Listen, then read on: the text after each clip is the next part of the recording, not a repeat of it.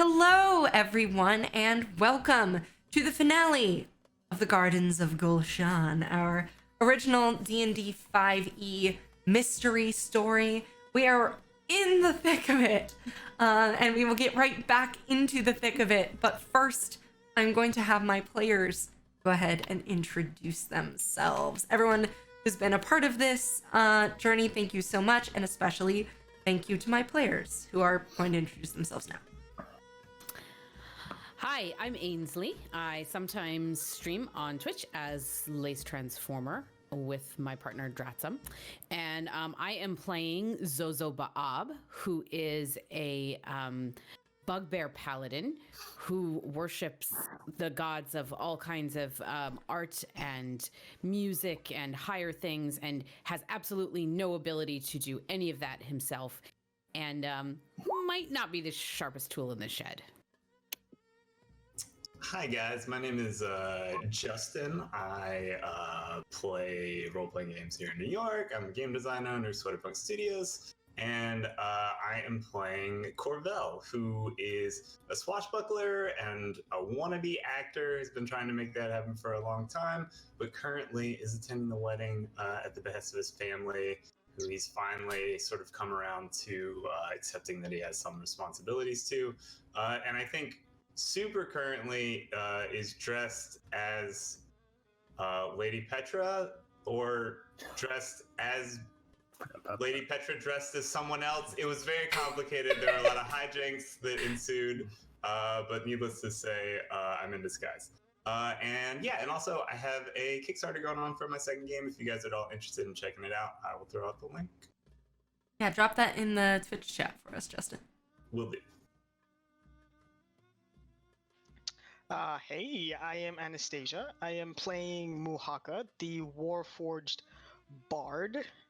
She is a tinkerer by trade. She makes music boxes. She is also an entertainer, and she was here to entertain the guests. She did not expect to get thrown into the whirlwind of this mess, so to speak. She's currently angry, both at the events that unfolded and at herself, mostly at herself. She let her past affect her, and now it's happening all over again. Oh no! Hi everybody, I'm Nikki. I play Chastity. She is a tiefling warlock and the twin sister of Belief. She's really pissed off because she was like literally seconds away from preventing this entire thing from happening, and perhaps if some stupid paladin hadn't distracted her, then maybe she would have been paying better attention. But that's not her fault. That's his fault. Yeah. Yes, and last, but always last, I am Reed, and I am playing the dynamic duo of Chastity's brother Belief and his Raven familiar Proof. Also, sorry, I seem to be having some real life familiar issues right now. Get out of here. And yes, also, of course, naturally a tiefling. Used to be a fighter, lost a leg in a tragic accident that also involved the loss of a dear friend through a portal in space and time, which unfortunately has just happened again. So seeing as my employer/student was just snatched through a portal, despite Chastity's best efforts, I am going to, I think, briefly drop my levels of fighter and wizard and spec into barbarian for a minute. So, yeah, let's get to it, shall we? Yes, as they have all hinted, there has been some drama at this wedding. Isn't there always drama at a wedding? Our heroes arrived at the historic palace of Golshan, built, it is said in legend, by the great hero Elsidon, at the foot of a dangerous mountain range in the heart of a deadly desert. This beautiful palace, this oasis. But our heroes have discovered through the strange and violent events that have happened here that this palace is not necessarily everything it seemed.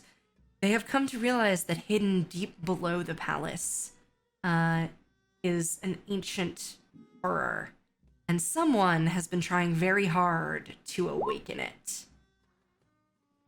Using the bride-to-be, Lady Petra, our heroes have fought valiantly to protect her, and during a masquerade ball, which was part of the traditional Marani wedding ceremony, they even went so far as to disguise Corvel as Lady Petra. However, Chastity and Muhaka did some investigative work and discovered that the jackal wares that were serving the evil mastermind behind this plot could smell the true identity of people. So at the last moment, they abandoned their original plan. And so did sort of a double cross. So currently, Corvel is dressed as Lady Petra, pretending to be unnoticed. However, they may have fooled the Jackalwares, but it seems that their true foe, who they had long suspected and have finally confirmed, is the elven steward, Mordat. She took on the guise of Petra's husband-to-be to get close to her during this masquerade party, and Chastity and Muhaka arrived just a moment too late to prevent the conniving elf from opening a dimension door and stepping through to who knows where. As the portal closes, we rejoin our heroes. In the dusk, in the beautifully somberly lit gardens, the winding path is full of ornately dressed nobles, our heroes sprinkled among them. At the foot of a statue, Chastity has just arrived, dispelling some sort of magical hold that Mordat had over Petra. Muhaka not far behind. The others clustered further down the path with the real Kian. But unfortunately, those others are surrounded. In the bushes, the light glints off of the animal eyes of jackals. We have rolled initiative, and we are going to get straight into it. So, Zozo Ba'ab, you are up first. You have heard rustling in the bushes on either side of you, and you see two forms shifting, furry, blurry, as two people covered in fur, long claws, sort of blinking their yellowy eyes at you, are beginning to push their way out of the undergrowth. What would you like to do?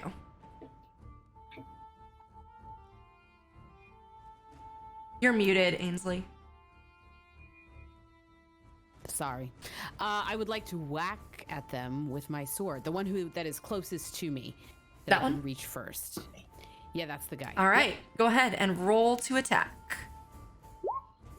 All right, that's an 18. That definitely hits. You unsheath your you switched to a longsword, right? I did, yes. Yes. All right. All right. And that is an 8. 8 points of damage. Yeah, that is a palpable hit. 1 second. For some reason my Roll20 doesn't want to. Yes, you cut into it, kind of dealing it a blow across the shoulder, and you hear, but it is still standing and reaching for a scimitar at its own belt. You do have a second attack. Yes, I'm going to hit it again. All right, roll another attack. Swinging It's back again with the 18. longsword. Another Go back. 18. Yep. Nice, yeah, same as the first. Excellent.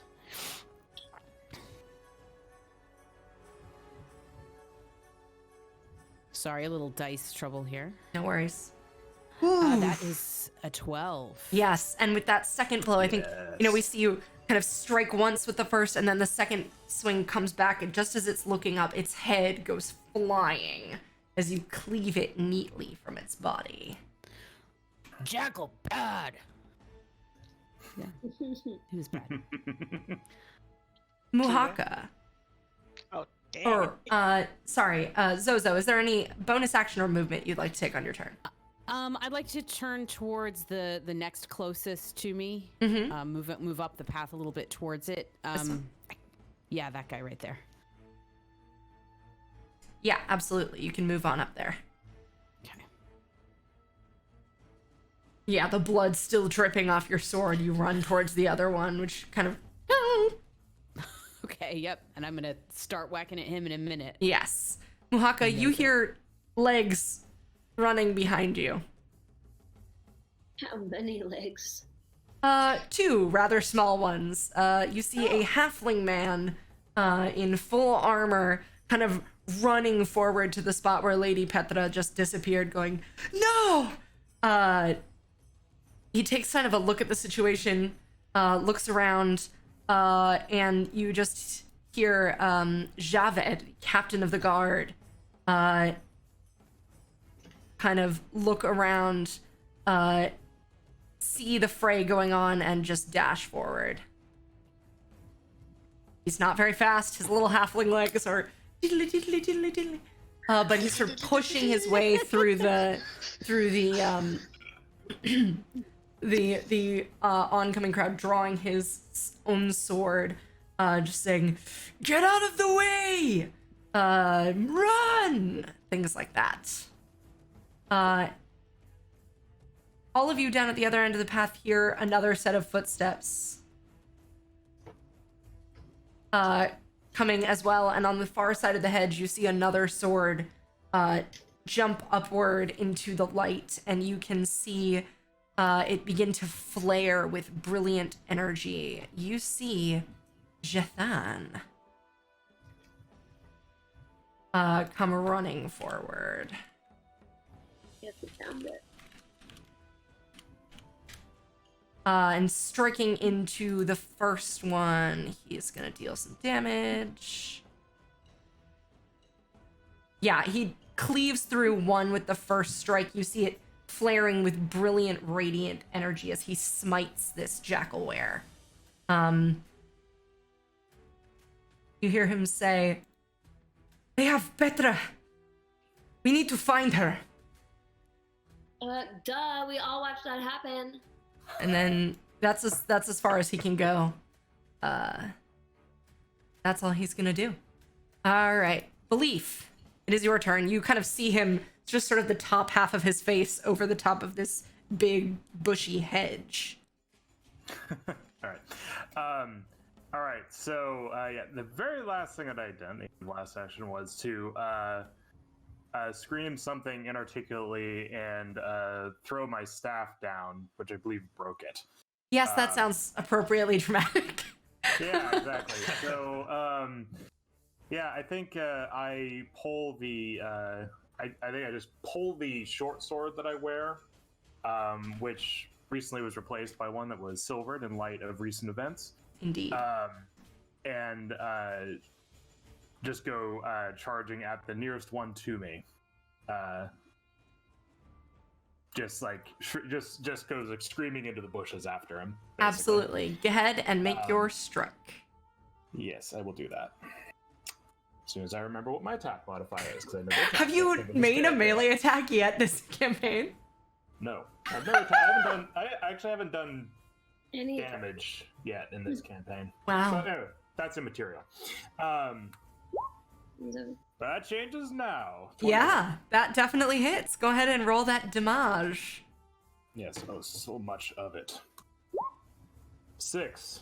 6 points of damage. Yes. Yeah.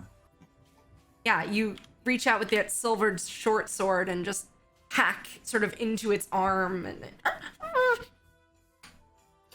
you see the lips curling back from this half-formed, half-human, half-jackal muzzle, like the teeth bearing at you. Yeah.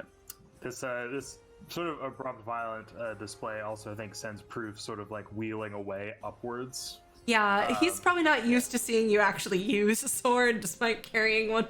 Yeah. Or you know, just like start like screaming inarticulately. It's not really. Yeah, it's not what he's used to. So yeah, he's just keeping his distance. What is happening? All right, that's it. That's all I do. Okay. Corvell, you are up next. Okay, so hurt that one a bit, right? Belief did? hurt the one in Yeah. front of him. Yes, this one. Yeah.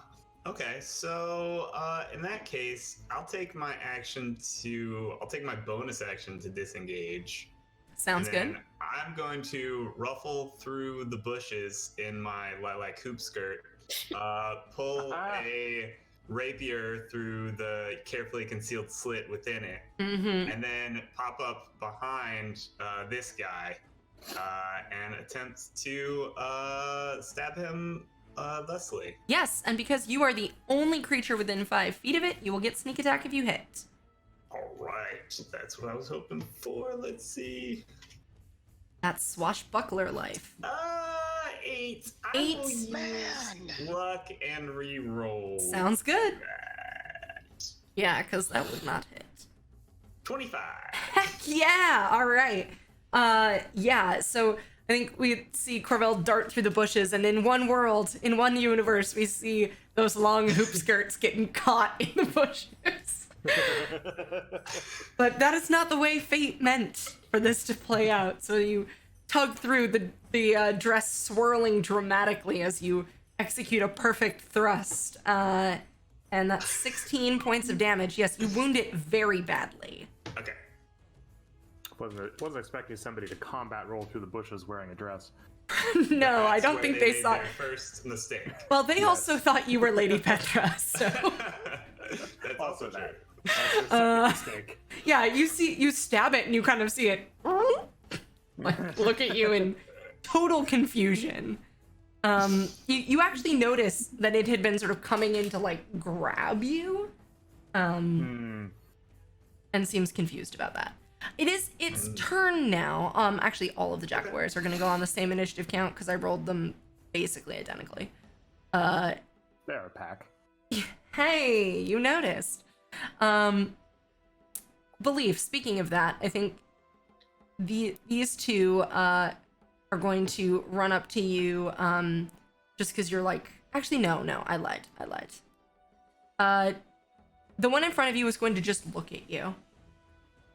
Okay. I need I look at Zozo, Belief, Jathan,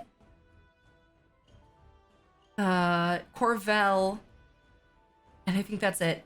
And Kian, I need all of you to make wisdom saving throws. Oh, good. Oh dear. What kind of? Is anyone in our party wise? Ooh. I got a +4. No one is standing close enough to Jathan to benefit from his aura just yet. That's unfortunate. Get out of here.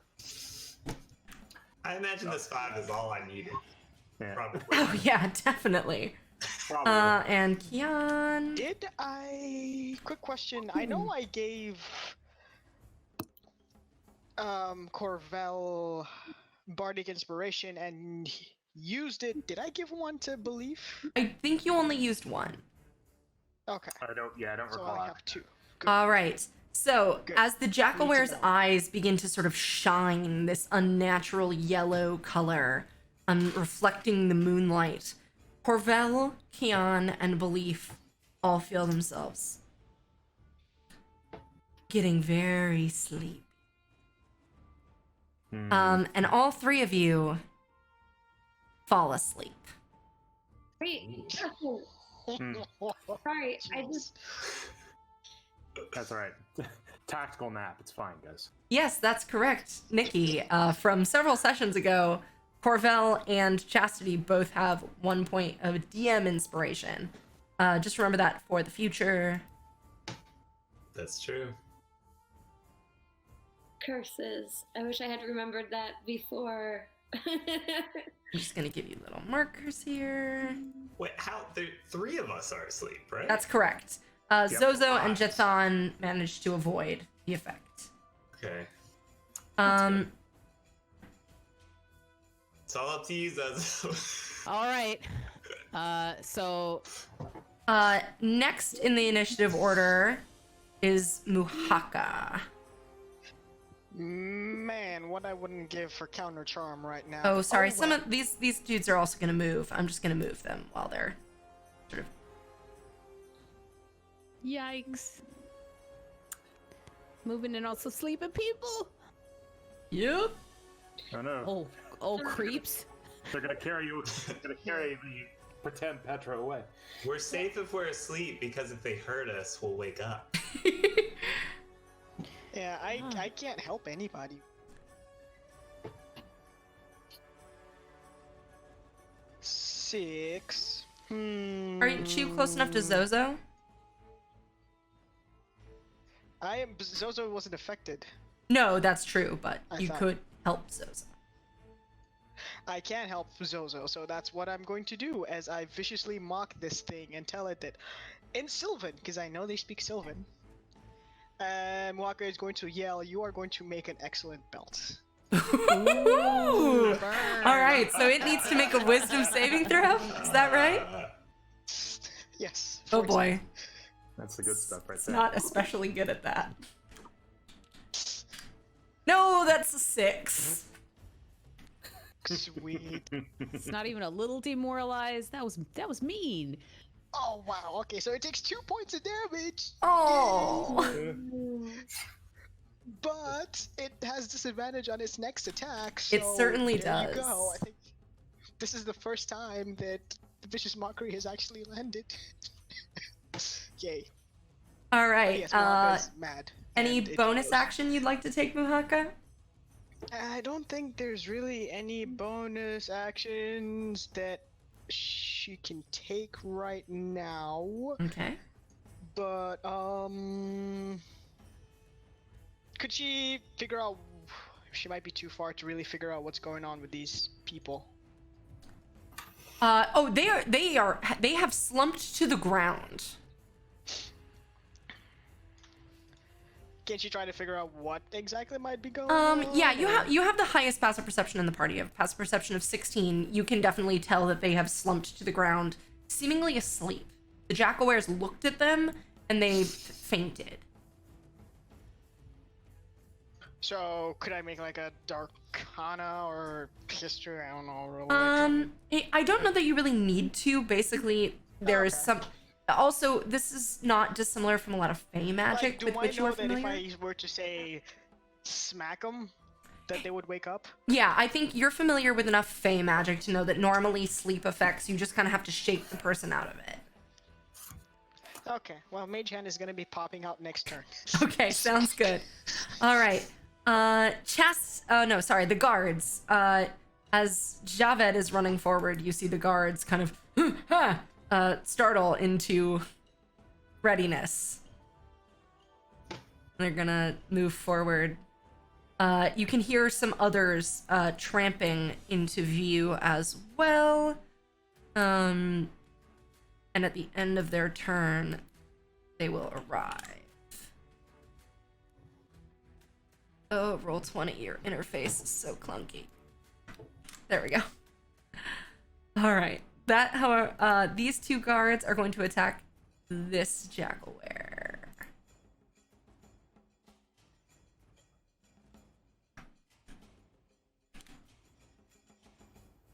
The first one misses. The second one hits. The first one comes in with a spear, just kind of like, and it gets diverted sideways by the bushes, kind of as the Jackalware dives directly into the path of the other one, which comes in with a scimitar, and is going to go ahead and do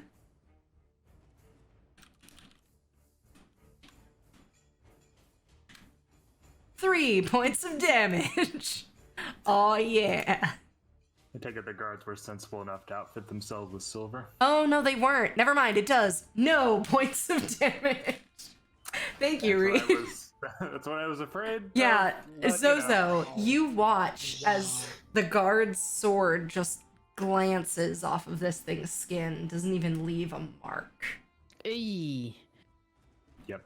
And the two of them kind of like look at each other to a little bit of a comic double take. Okay. You guys need silver. I don't know. He tries. It doesn't help him all at all, but he needs to let them know. Okay. Yeah, it's a nice thing to do. That's right. Chastity. Okay. So she's just gonna start slinging Eldritch Blast. She does this little like Alicia Silverstone from Clueless, like ooh, like frustration. Like she's properly annoyed now. And she's just gonna start walking like the T-1000 and slinging Eldritch Blast to the closest thing, and then just like keep going down the row. Sure. Do you want to sling it at this closest one here, or the ones down here threatening your unconscious friends? Oh, I guess my unconscious friends. Yeah. I was gonna say these are all within your range, so you just pick. I'm gonna pick this one near my brother. This one? This one? Okay, yeah, absolutely. Roll to hit.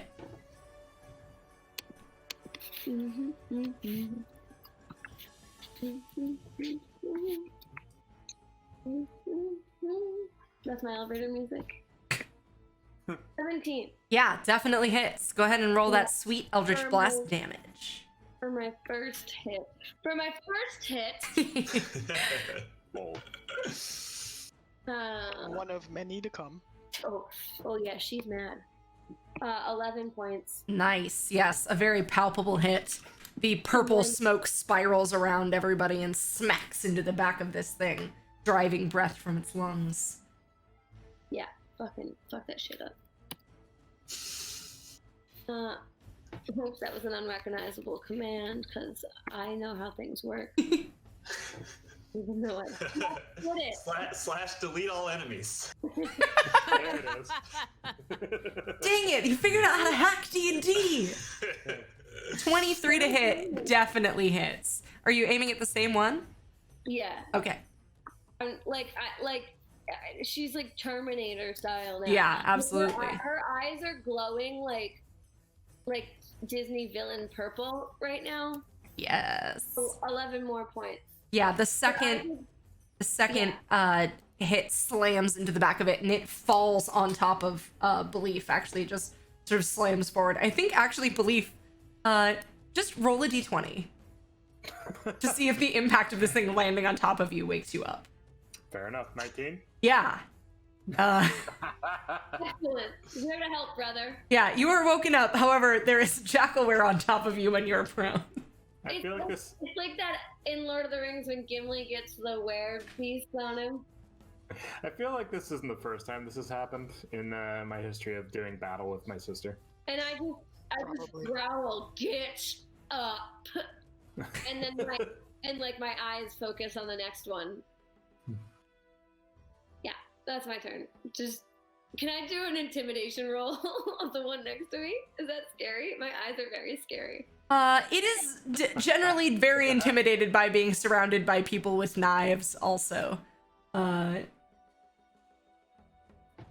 be fair, only one of those people So is that a guess? has or a no? silver weapon. Yeah, sure, go ahead. I just want to generally be scurry. Scurry. 1d20. God, why can't I tell you? 1d20. But this is why I'm not a coder, you guys. Because, like, just trying to write 1d20 plus something is, like, breaking my brain. Just press up. Yeah. You can. Yeah, you can just keep pressing it until you get the number you want. 11, that's not very intimidating. They seem very distracted by Zozo. That's fair. It's true. That would have been a lot more fun if it worked. I know, I'm sorry. That's Z&Z, baby! Alright, you see Zareen come running up behind Jethan, and as she's running, Muhaka, you see her opening her mouth and just fire beginning to gather as she's Everyone be mad. breathing in. Mm-hmm. And you hear her shouting incomprehensibly in Draconic. Unless, of course, anyone speaks Draconic. Nope. Okay. Nope. Not without 10 minutes of time, I know. She seems very mad, let me put it that way. That is easily understood in spite of any language barriers. All right. Join the club. Let's Back use at the it top up, of just the like- round. Zozo. Okay, so Zozo has seen that these guys do not have silver and that they're not going to really be able to help him a lot. So he's appreciates what Mohaka has done to mock them, but is just going to whack them. Yes. So he's just going to go in and try and get a good neck stab, I think. Let's try for a neck stab. Roll for next stab. Roll for neck stab. It's a 25. That, my friend, is a neck stab. Solid. That is one heck of a neck stab. Let's see. And 6. 6 points of damage, yes. You go in, I think you don't quite get the artery you were aiming for. There's a little bit of blood, but not maybe as much as you would hope, but it does sort of yelp and sort of leap as though it's trying to get out of the way. It's definitely very scared of you. Okay. So I'm going to go in again with an even scarier like face and just a nice blow from above. Nice, yeah, you bring the sword back up overhand. Just to come down, exactly. All right, that is an 11. Unfortunately, with its dive, it just carries itself out of the way and you just nick the very end of its tail. Darn. Yeah, it leaps out of the way. They're fairly nimble. So it didn't hit at all? No, that's a miss. Okay, darn. All right, that's a miss. Okay. Jack be nimble, Jack be quick. Jackal where? Jack will run up the candlestick or however the... You hear the continued patter of halfling feet. Still diggy diggy diggy diggy diggy diggy. Yeah, still coming up behind you. And oh my god, sorry, my roll 20 is freaking out. No, I don't know why it's doing this. It's just like scrolling randomly. Bye! I'm just trying to move this dude. It's gonna move down about, I think here is about as far as he can get. But I think, if I am not mistaken, that you guys are all within 30 feet of him. Yes, you are. Haha. See, he has drawn his sword and is just going to thrust it up into the air. So it gets about, up to about Zozo's nose. And it just says, "For Golshan! For Lady Petra!" And you hear all the guards kind of, yes! And for the next round, everyone can add 1d4 to their attack rolls as he uses his leadership ability. Oh, that's great. Yes. Friend. For the honor of Golshan, sorry. Yes. I'm just picturing the thing that Blackwall does in Dragon Age Inquisition. Yeah! It's a good time. I'm sorry, all I'm imagining is like 80s dramatic wind blowing. Oh yeah. Blowing through this 2.5 foot tall man's hair.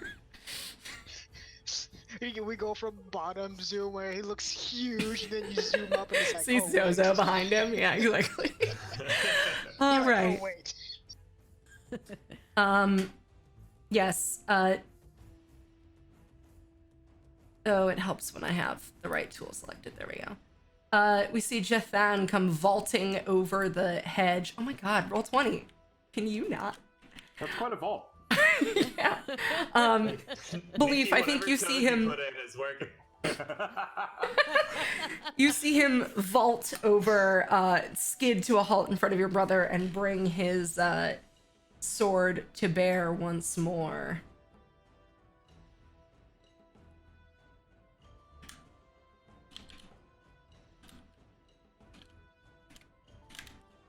Ooh, yes, natural 19. He's gonna do another smite. Oh my god.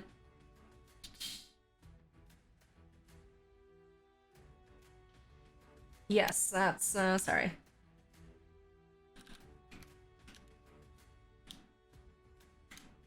Ooh, yeah, one hit. You see him kind of bring the blazing blade through this thing. And then Belief with his second attack, instead, he's just going to reach down and haul you up to your feet.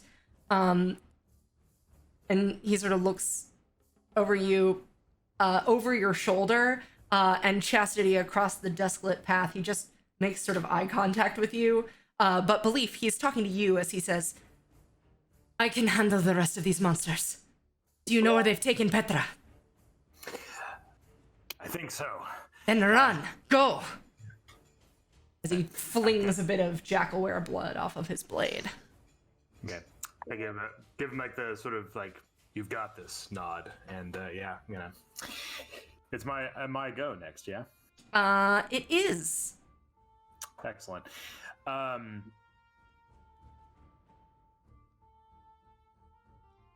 Is the the palace from here? Because I'm gonna start moving in that direction. Yeah, it's down on the map. Oh, okay, cool. So off the bottom of the thing? Yeah. You do have Keon and Corvell who are still asleep on the ground, though. No, I'm aware of that. Yeah. So let's see here. Give me a brief moment. Okay, I think. Well, okay. I think the easiest way to wake actually, would I even know the Corvell's asleep? Because there's a hedge there, isn't there? Oh, that's a great Do you even point. know that's Corvell? Yes. Oh yeah, this is some person in a dress. No, I know. But, yeah, no. Yeah, actually, I think you don't know where Corvell is. That's a good point. Actually, wait. Although, hold the phone. I'm just going to counter what I just said because I might not know. But Proof does. Yes. Yeah. So I think maybe what happens is I basically I give Jathan the nod, and now that I'm not buried under body parts, I yell back at Chastity, basically, leave this to them. We've got to we have to get down into the mural. Anyway, and then I'm gonna start going, and then I think Proof is gonna kind of telepathically say, oh, "Hey, wait a second, Corvell's over here." So I think what I'll do, tell me if this will work. I will take, before I go running, I'll take one step back, and I'll aim here, and I'll pull the decanter that I have at my side. And he's within 30 feet. So I'll aim at the bushes and say the word in Infernal for geyser. And send a high pressure fire hose of water spraying through the bushes at in your direction. It's how I wide? was gonna get out of this fight not having gotten drenched. It was never to be. No. That just wouldn't do, my friend. So yeah. All right. So I think actually for realsies, because you're asleep, unfortunately, I believe you might actually take 1d4 bludgeoning damage from this. Because I don't think you can save. No, yeah, when you're incapacitated, you automatically fail strength and dexterity saving throws. Quite so. So yeah, sorry about that, but this will wake you up. How wide is the line from your decanter of endless water? It's basically like a ray, I guess. So it will only. Because it will get also this dude right here. I'm pretty sure. Can you signal which dude? Yes, I just did. Sorry. This one. For some reason, I can't see it, but I assume you mean this one. Yes. Okay. Oh, it's because I'm on the GM layer. That's why. Gotcha. Okay. This guy. Back on our layer. Gotcha. Yeah, I mean, hey, if that's because it's basically it's the size of the nozzle. Yeah, it'll pass through his square to get to Corvell, though. So. Fair enough. Okay, in that case, you need to make a strength save. Okay. Yeah. He will do that. Yeah. You guys just keep picking things they're not very good at. Can you clear this bar of 8. water? But they're You just can't. not good at anything. Okay, so yeah, so as I roar the word for geyser and infernal, this guy gets bowled over by a fire hose of water. He takes I don't know if he actually takes a D4 of bludgeoning damage because he's a Jackalware, but whatever, maybe he does. It's magical. That's true, and he gets knocked prone. Nice. Yeah, I think it pushes him. Oh, that's not right. There we go. Yeah, I think it pushes him prone into this space. And Corvell, you are just sandblasted by little bits of twig and leaf that are just from this geyser. And you see these two Jackalwares sort of closing in on you, their claws gleaming in the moonlight. I think Corvell was just deep in a dream. It was like, just like an audience clapping, like flowers being thrown at him. It's just, the curtains closed behind him. And he's just like asleep, and he's just like, "Thank you, thank you. You've been such a he just like wakes up out of nowhere. That's not champagne. And yeah, is it my turn? It is your turn. Okay. You do suffer 1d4 points of bludgeoning damage. Okay, here, let me roll that for you. I could do it too, I guess. You take 2, and I guess the Jackalware does too. Yeah, I just gave it to him already, I guess. Cool. Take 2, and I don't think I know anything about the chasing after Lady Petra plan. But actually, you know what? I do know that I'm surrounded by these jackals and that I'm on the floor. So I'm just going to, I guess, like disengage and jump into the greenery, the shrubbery. Yeah, sounds good. You'll have to use half your movement to stand. You do have 5 more feet of movement after this. If you want to move. After moving to there? Yeah. That's fine. I think I'm okay there. Okay. I'm just jumping I'm just like trying to I'm just like rolling over and jumping up and trying to get to safety. Absolutely, yeah. And I'm just like, what happened? All right. Next up, you begin to see emerging from the bushes and the greenery. Sorry.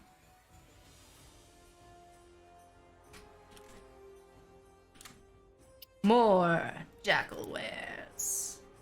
No. Oh no. Oh, good.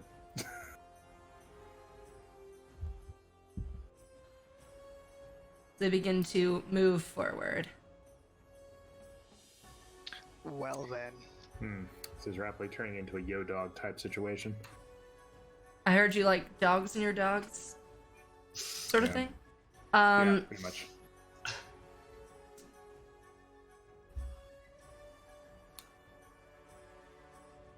Yes, I think this one is gonna disengage from you, Zozo, and just start running. It's gonna run up. It's gonna look at Zareen and try and get her to fall asleep. She succeeds on her saving throw. Luckily, by the skin of her teeth. Nerves of steel. These ones, they still think you're Petra. I'm sorry, Corvell. They're gonna just try and have a look at you. These new ones that arrived. I need you to make 2 wisdom saving throws. Oh man. I thought you were attacking me when I said this is fine. I didn't realize I needed to make wisdom saving throws. I know. I'm so sorry. No, it's okay. This might still be fine. You don't know that yet. It is fine. Okay, 15 on the first That's one. a success. 11 on the second one? That's still No. a success. Okay. Yeah, you're like, fool me once. Shame on you. This one that was standing over Kian is going to right itself, and look over at Jethan. His wisdom save is sent. Yep, he's all good. And you see them all kind of like, I think actually these 2 are also going to look at him. They're close enough. Yep, natural 20. Yeah, he's good. You see him like, foul beasts! Ah! As they're sort of looking at him with these glowing eyes, like, go to sleep. Go to sleep. No. All right. That is Jackalware's turn, however. And then they are just sort of approaching, drawing weapons, etc. Muhaka. Muhaka. Well, I mean, she heard everything that's going on, so she's just going to be making her way forward. Okay, she's far, far, far away now. 1, 2, 3, 4, 5, 6. I mean, there's not much she can do. So 1, 2, 3, 4, 5, 6. Yeah. Just running up to Belief. Because I believe it seems like we're letting the rest of them handle all of this. Yes, that is what Belief said, but you guys can do what you want. Yeah, the guards are sort of rushing past you to sort of shake their master awake, etc. Yeah, no. I'm fine with this. This is fine. Mohaka is fine with this. Yeah, that's absolutely actually what's going to happen is this guard is going to run up and sort of try and shove the Jackalware away from Kian, just sort of bashing it backwards with his shield. It doesn't necessarily seem to hurt it, but... And these ones are going to kind of run forward. And Jatan says, "On my mark!" And you see him sort of looking at the guard's ineffectual weapons, and, like, you see his lips kind of curl back like amateurs. Wow. Yeah, these guards also gonna run forward. Gonna sort of up to Zareen to try and defend her.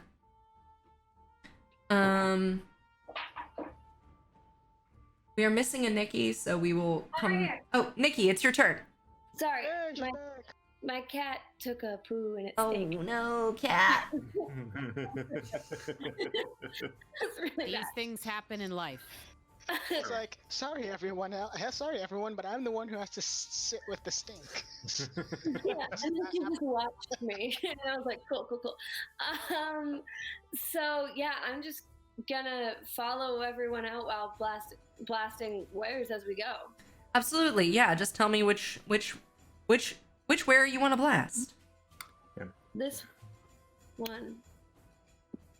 Do it. Roll yo attack. 19.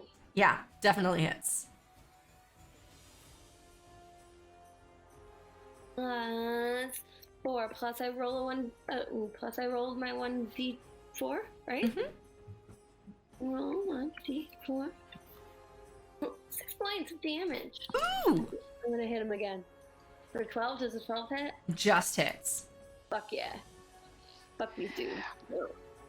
This one was over her shoulder. So that's why it just hit.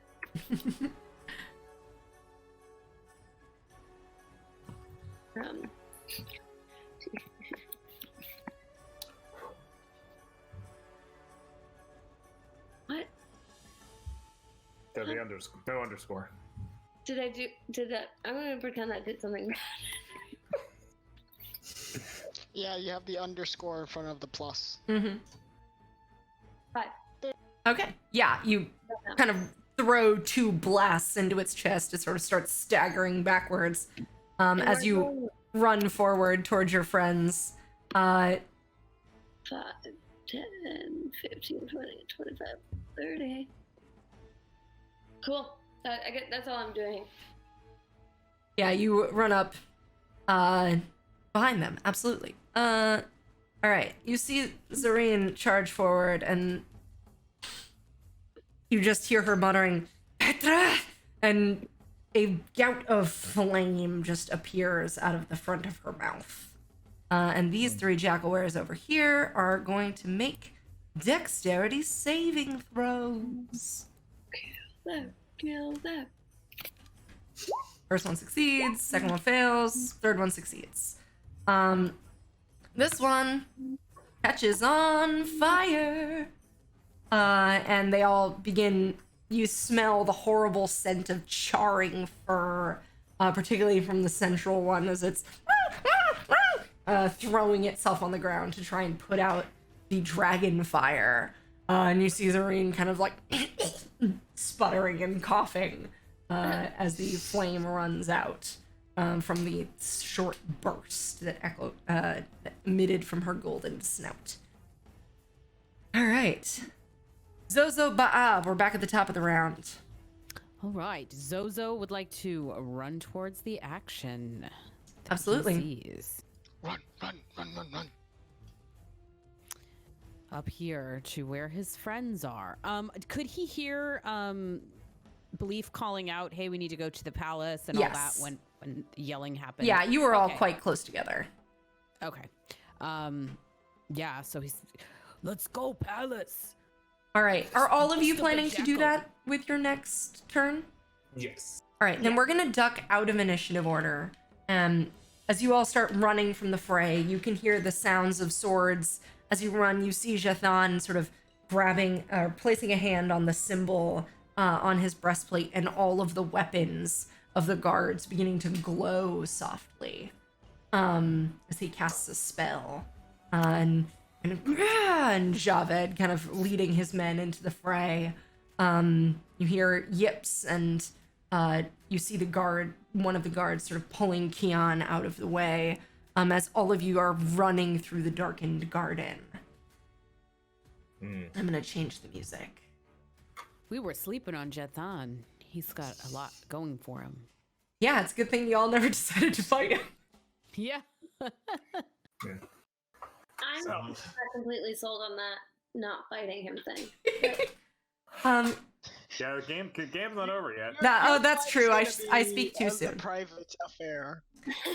You are running forward through the darkened garden. Every root seems to catch maliciously at your running feet. The shadow of every tree shifts with sinister purpose in the moonlight. No, that's a spell. What? She's using my spell against me. And everywhere the sound of running water echoes like laughter. Mm-hmm. As you move towards the palace, its dark bulk, a deeper swatch of black against the moonlit mountains. The moon is climbing into the sky overhead, the stars wheeling, and the beautiful scents and sights seem at odds with the urgency of your purpose. Where are you guys going? The mural. To the dungeon. So you head for the Yeah, both of unfinished those. tower at the heart of the castle, the old keep. You throw open the doors, run down the stairs, past the cell where you had interviewed the Yuan Ti dancer the day before, and into the room at the far end of the hall. And there is a window cut into the floor level. This is also the wrong music. Sorry, guys. Yeah. There's also a window cut into the sort of, like a basement level window, through which some silvery moonlight streams, illuminating the beautiful mural on one wall depicting a lakeside forest with a sinister figure weaving in and out between the trees. Won't hide from us this time. Perception roll? Investigation? Yes, someone can go ahead and make an investigation check. Can I do a... May I do a perception, or is it only investigation? You're welcome to make a general perception check if you're, like, listening for danger. I was looking at that thing weaving in and out of the trees. So wait a minute. There's something weaving in and out of the trees in the mural? Mm-hmm. Yes. Okay, all right. At this, Like the real most crucial time? of times, I fail. Yeah, you remember seeing the figure, you know it's crucial, but exactly how to activate it, you're not 100% sure. I got it. You know it 10 has to be total. in the moonlight, but you try pressing on it, but that is not working. Where's the? You said that there's like a little window with moonlight coming through it in this room. Yes, Where is the moonlight landing currently? on just sort of splashing across the whole mural. Okay, What if we use something to focus the light on the person? that was kind of a thought that I had. Yeah, if someone wants to do that, I think you guys have the appropriate tools. I think Belief carries a mirror with him, and Corvell has I that do. brooch, as well.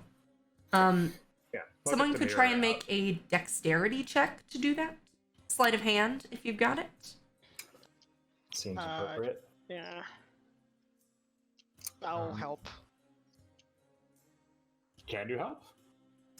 Yeah, I you don't could know, like maybe. steady someone Yeah. or point out an angle. Who's making the check?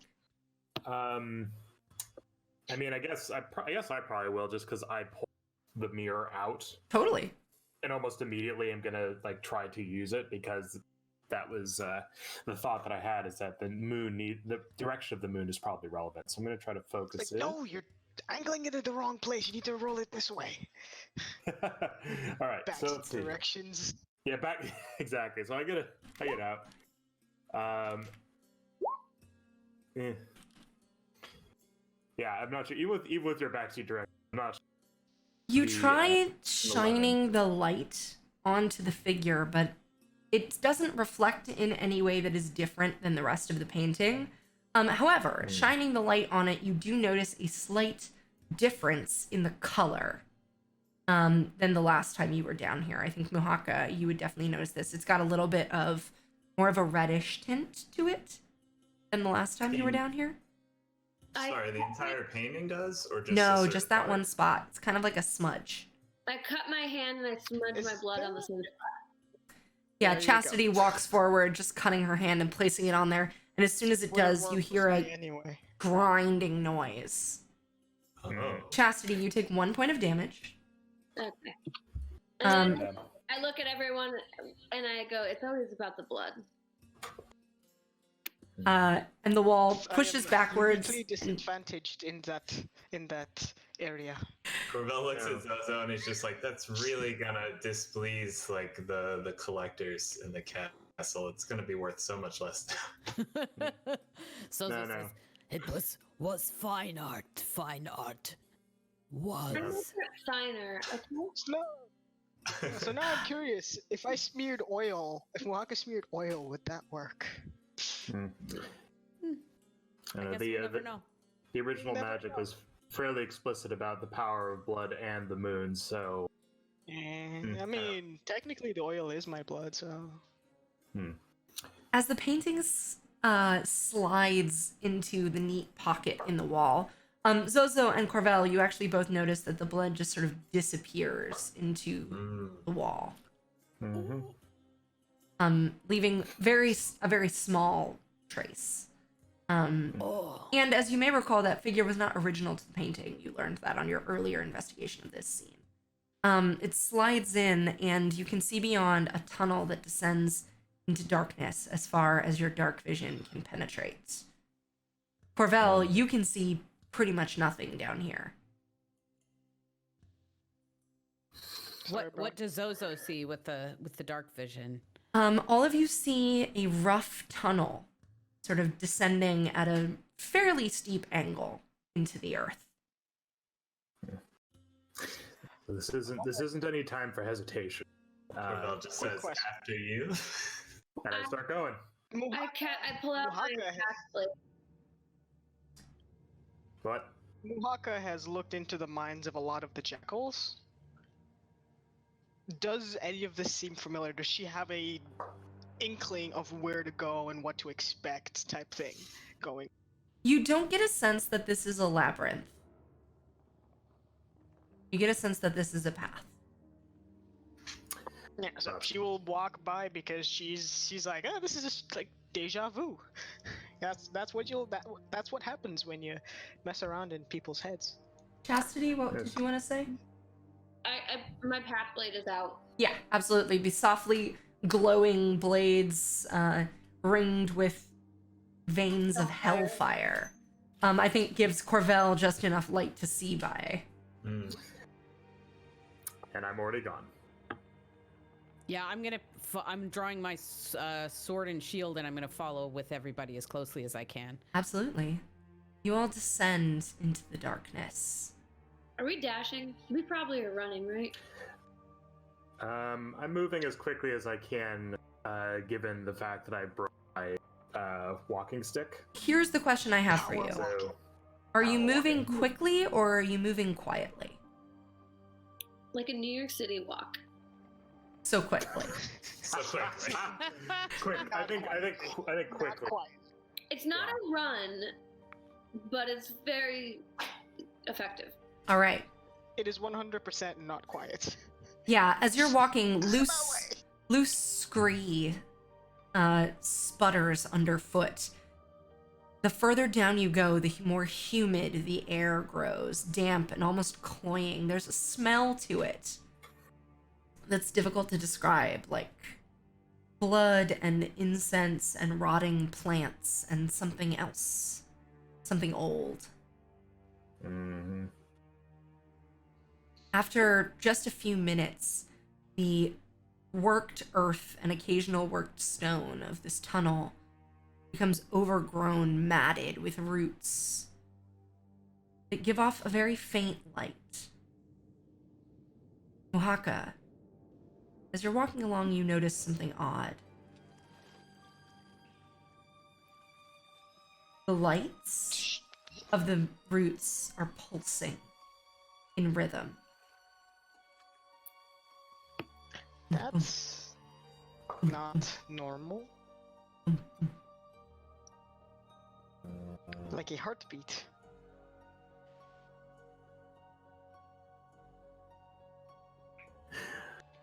She will slow and point that out.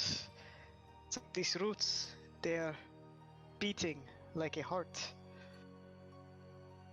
We are getting close. And as Muhaka says that, you can see an archway ahead of you, defined again by these slight, very faintly glowing. It's like old glow in the dark, you know? Very faintly glowing. You can see beyond just the impression of some space. And you come up to the edge of this room. And you can make out dim shapes around you. I'd like all of you to go ahead and make me a perception check to see what you notice. Right.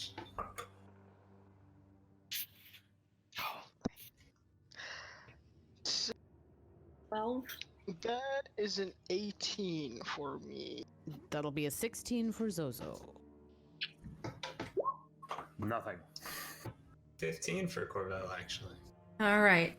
The belief is, I think, fairly preoccupied by just trying to keep up now that his walking stick has been thrown to the ground in a fit of pique. Just take off your shoes.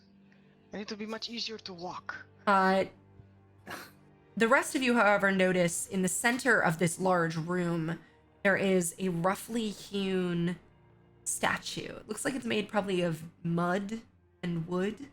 It's not necessarily elegant, and its form is actually kind of hard to make out. The top half of it has a definite feminine bent. Long strands of weeds form seemingly long hair, and the bottom is this base of sort of twining figures, roughly carved into the wood. Some the snarling heads of dogs, some serpents, some multi-legged millipedes, all manner of monsters. Oh, The mother of monsters. proto Stone Age style. Oh, kind of seem evil to Zozo. The style is primitive, but the construction is relatively recent. It's All relatively around, recent. yeah, all around the base of it are offerings, flowers, bowls of wine, food that has gone to rot, a bowl of something that looks and smells suspiciously like blood. Uh, Oh, that can't smell any good. Mhm. Good thing I don't smell. Huh. is this like, is there any like magic coming from it? Does this feel like a power source? You can make a religion check if you would like. Yeah. That's what Chastity's good at. I was gonna do something similar. You're welcome to as well. Chastity rolled an 8 because religion was never what she paid attention to. You're not sure? Yeah. I think, Chastity, the thing that you're noticing is that cut on your hand is throbbing in time with that beat that Muhaka pointed out. Oh, that's good. Well, that is a 21. yeah, Muhaka, this is definitely some sort of idol. It's not necessarily in a recognized religious style, although the thing that it reminds you of most is elemental worship, like elemental Sorry, cults. you cut off for a moment. Like an elemental cult would be the thing it would remind you the most of. A water cult, perhaps. And you in fact find a let's not get ahead of few ourselves. charms. You find 3 charms, one of which has glyphs in Primordial, one of which has glyphs in Sylvan, and one of which has glyphs in Abyssal. Of course. What does the one in Sylvan say?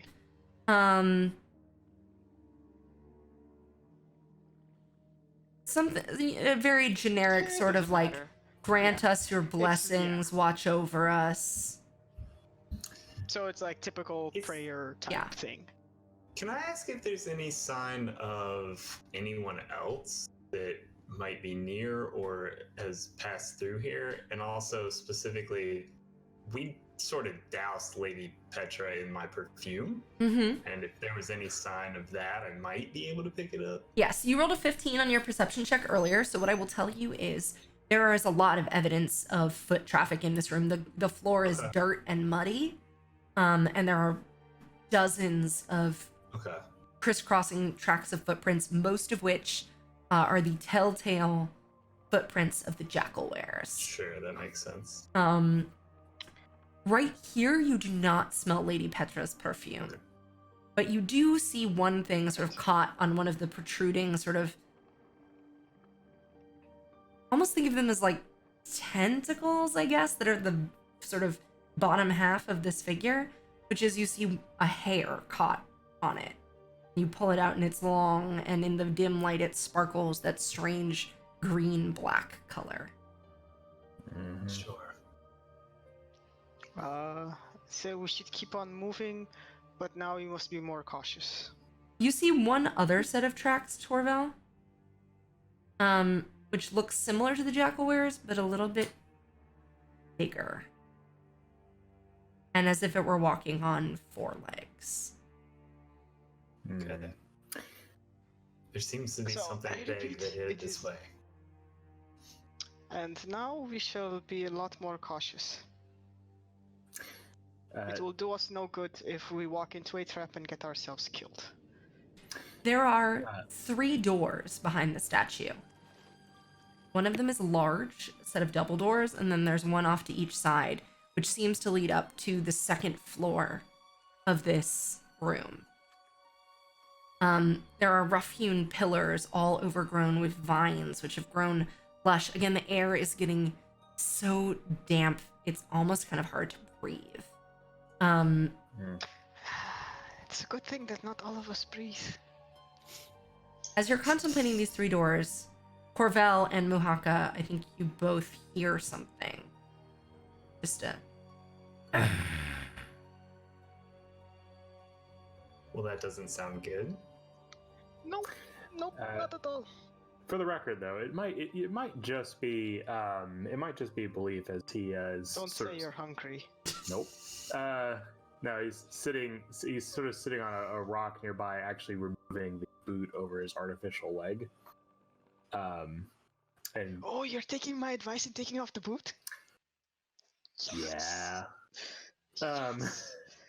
Accept it. Yeah, he sort of like grunts and pulls it off, and then tosses it aside and kind of gives Muhaka a look and stands back up. So, Corvel, do you hear something? You look on edge. So, yeah, I do, and I'll sort of lean my ears against this really big door to see if it seems to be coming from there. Make another perception check. Okay.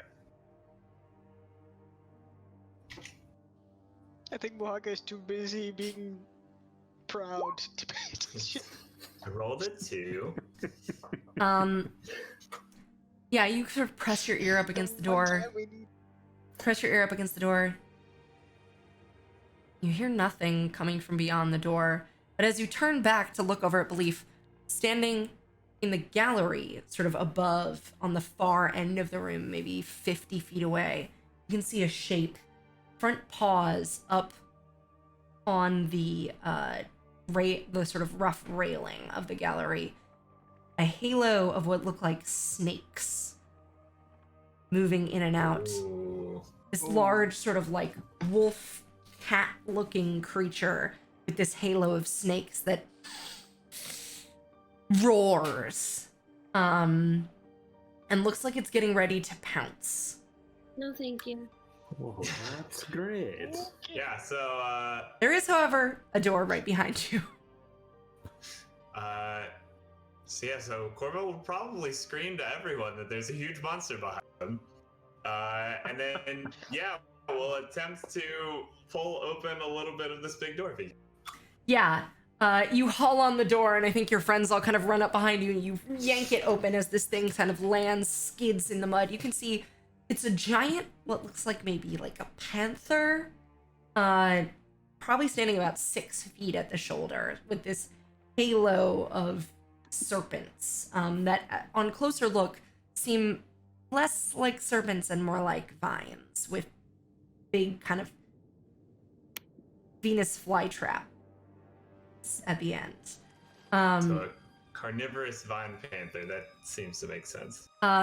You rush through the door and slam it shut behind you right as you hear the of this thing throwing itself at the other side.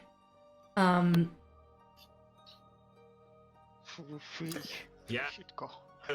I'm just sort of, I think I'm left for a moment literally just looking around in the darkness, because maybe I'm not standing as near to Chastity anymore, like on the other side of this huge door. Like, okay, we just escaped that, but like, Oh what yeah, is what's that in this room? door for? Well, I'm so glad you asked.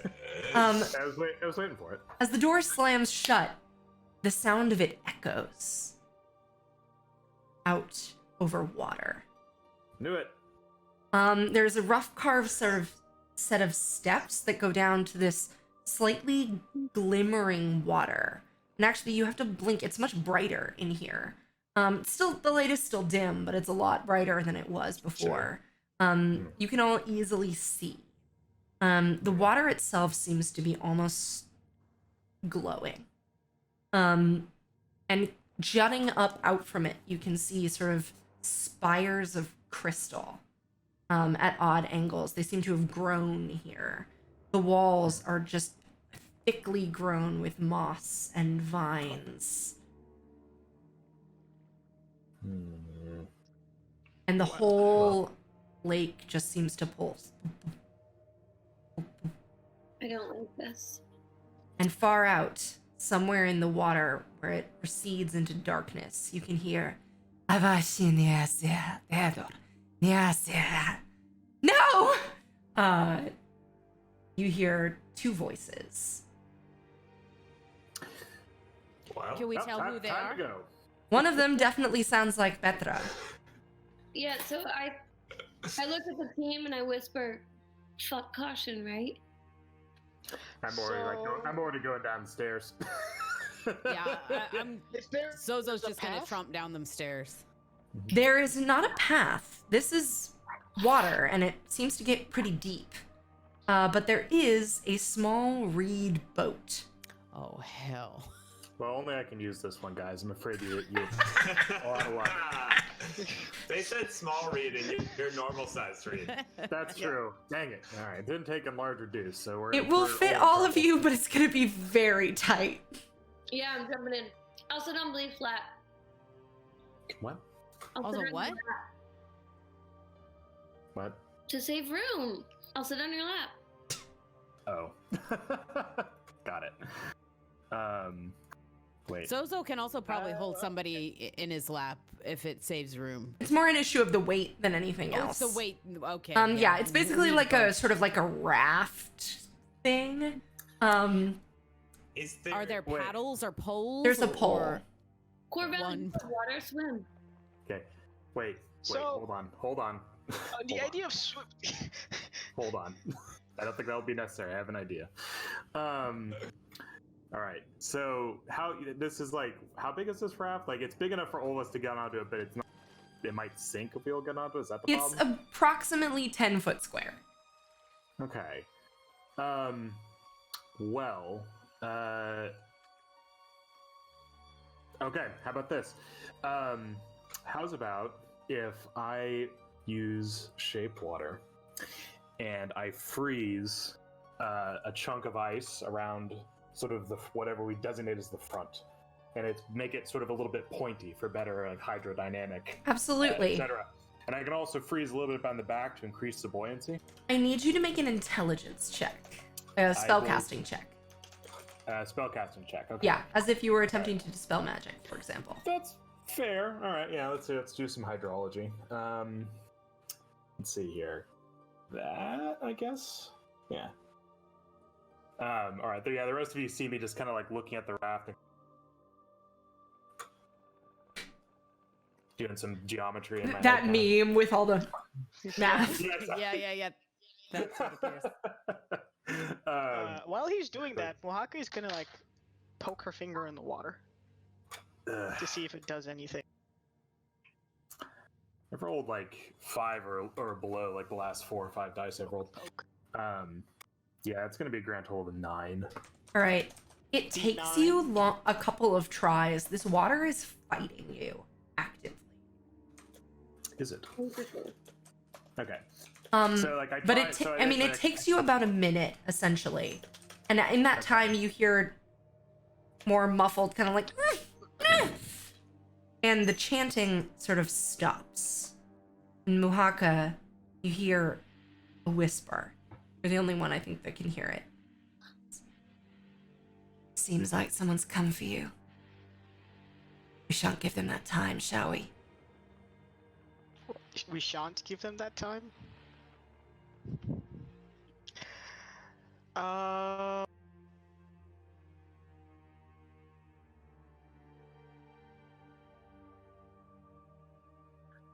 Well, wait, I have an idea.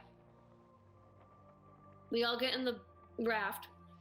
Reed, take your funnel of water and use it like a motorboat and just like propel us. Like open it all the way. What's the distance? Oh no, don't worry. I was already gonna do that. That was part 2 of the 2-part plan. Yes, you managed to freeze a bit of water on here. It's a little slushy. It's also quite warm in here, which is one of the reasons you're having trouble. It doesn't have to last. Mohaka is gonna hiss and it's just like, just get us moving. This is just 5 people on a jet ski, right? Yes. Mhm. All right. So She's going to Just look want to at. make sure we're all picturing the same. She's then going to. Mohaka is going to look at Chastity and she's going to say, Chastity, I need you to do what you do best. Annoy her. Be annoying? Get her angry. Yes. And she will give you You bardic got it. inspiration. Start talking now. Now? Yes, we're good now. Before Well- we get there, even. Oh my god. I just start like projecting. Oh my god, that dumb elvish bitch. Like she thought she's so cool because I'm of the older race. But you know what? I know elvish friends and I start like dropping like elvish facts that I know from Aaron. And I'm like, oh, Gives her this some Sylvan insults. yeah, so I'm just Just saying Sylvan it. insults. I'm like, oh my god. So yeah, so we're like, I'm acting like I'm talking to one of you guys, like catching somebody up, and I'm like, yeah, so we're gonna like go catch up this stupid bitch. Like I already bested her once because I pulled her hat off and she thought that she was gonna do better than me, and like I could have killed her there, probably should have, but I was being merciful. And like next time I'm not gonna be so merciful. And did I mention the split ends that she has? You know, somebody who's controlling water you think would wash her hair better, but oh well. And it's just like that a lot loudly. All right. I think I need you to make a performance check. Oh, Going man. back to basics. We've come full circle. So you're trying to distract her. Back to basics. Yeah. Yes. I think while this is happening, I think we're all like getting onto the raft and like holding on, preparing for the sweet jet ski maneuver that's going to happen in a second. Using my Bard's inspiration for a total of 15. 15. Hey, 15 is. In a bad. lull in Chastity's monologue, Muhaka, I think you hear, muttering in Sylvan. And I think What the do my phrase you Warforged hear is, "Sisters, I will not fail you. Mother, your time has come." So it's not working. No, she sounds annoyed. For sure. I was It's not hoping like she magical would- chanting. Okay, Um, she said mother, right? Yeah. Okay, so I know a thing or two about having a magical mother. Having like, a demon princess as my part of my lineage. So Are you really gonna bring Grandma into this? yeah, I do. Back off. So now that I know that, I'm gonna start going for like the emotional trauma bits, and I'm gonna be like, oh man, and Are I you sure you're the right person to do that? At this point, I think, Belief, you're ready to start motoring people out. You can resume in one moment, Chastity. I'm what? You can resume in one moment. I want to hear what Corvell and Zozo are doing in this moment. Holding on. Yeah. Yeah. I think As- Corvell as- is taking Zozo up on the lap offer and is just preparing. Yeah, I think Zozo actually picked Corvell up and just popped him right in his lap and is holding on with one sword and the shield for dear life to this little raft. He's like, we get bad, Lady Corvell. Let's go. All Kinda right. mad. So ready. He saw the mural get messed up. It's like it's on for Zozo at this point. It's fair. So, Belief, describe to us this conveyance that you have jury rigged. Okay, yeah. Yeah, so our sweet raft slash and like slushy prow of ice, and a little bit of ice frozen around the back just to make sure that it doesn't like sink immediately when mainly Zozo gets on it. Yeah, so I think Zozo, I think for stability you need to sit, and then Corvell sits in your lap. Then Muhaka and Chastity, so you can kind of be balanced on side to side, just kind of hold on. And then I'll sort of sit in the back with my back against Zozo to brace myself a bit. Basically just be like, all right, hold on. And I sort of take the decanter and I sort of put it to like my own chest and just aim it backwards. And then I just start saying over and over again the word in Infernal 4, geyser. aiming it sort of Absolutely. at an angle down into the water behind us. A gushing of water comes forward and starts rocketing the boat forward. However, as I mentioned earlier, there are large protrusions of crystal coming out of this water at odd angles. So, Details. Belief, you are sitting backwards on this, but you are the one steering. Yes, I need somebody to say left or right. Yeah, I need one Sorry. person in the front Port to and make a starboard. perception check, and I need Belief to make a dexterity check. But first, we need that perception check. Okay, I'll do that. Okay. Nat 1. No, it's a plus 13. Okay, so 13. That is good enough to give him the correct directions, but not good enough to give him advantage. Fair enough. So Belief, go ahead and roll us this dexterity check. If you have any vehicles proficiencies, I would let you add it.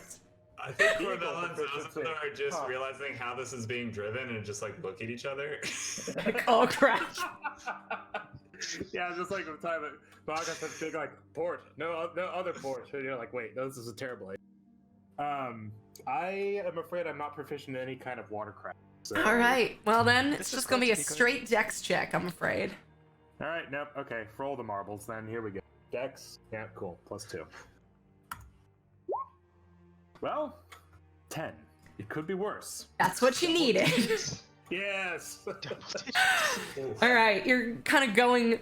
This plan is flawless. I think at one point you probably bumped something, but not necessarily hard enough to do damage to the boat. But you are going fast. Just as planned. So fast, By the in way- fact, that only Corvell and Zozo, who are not otherwise occupied, notice.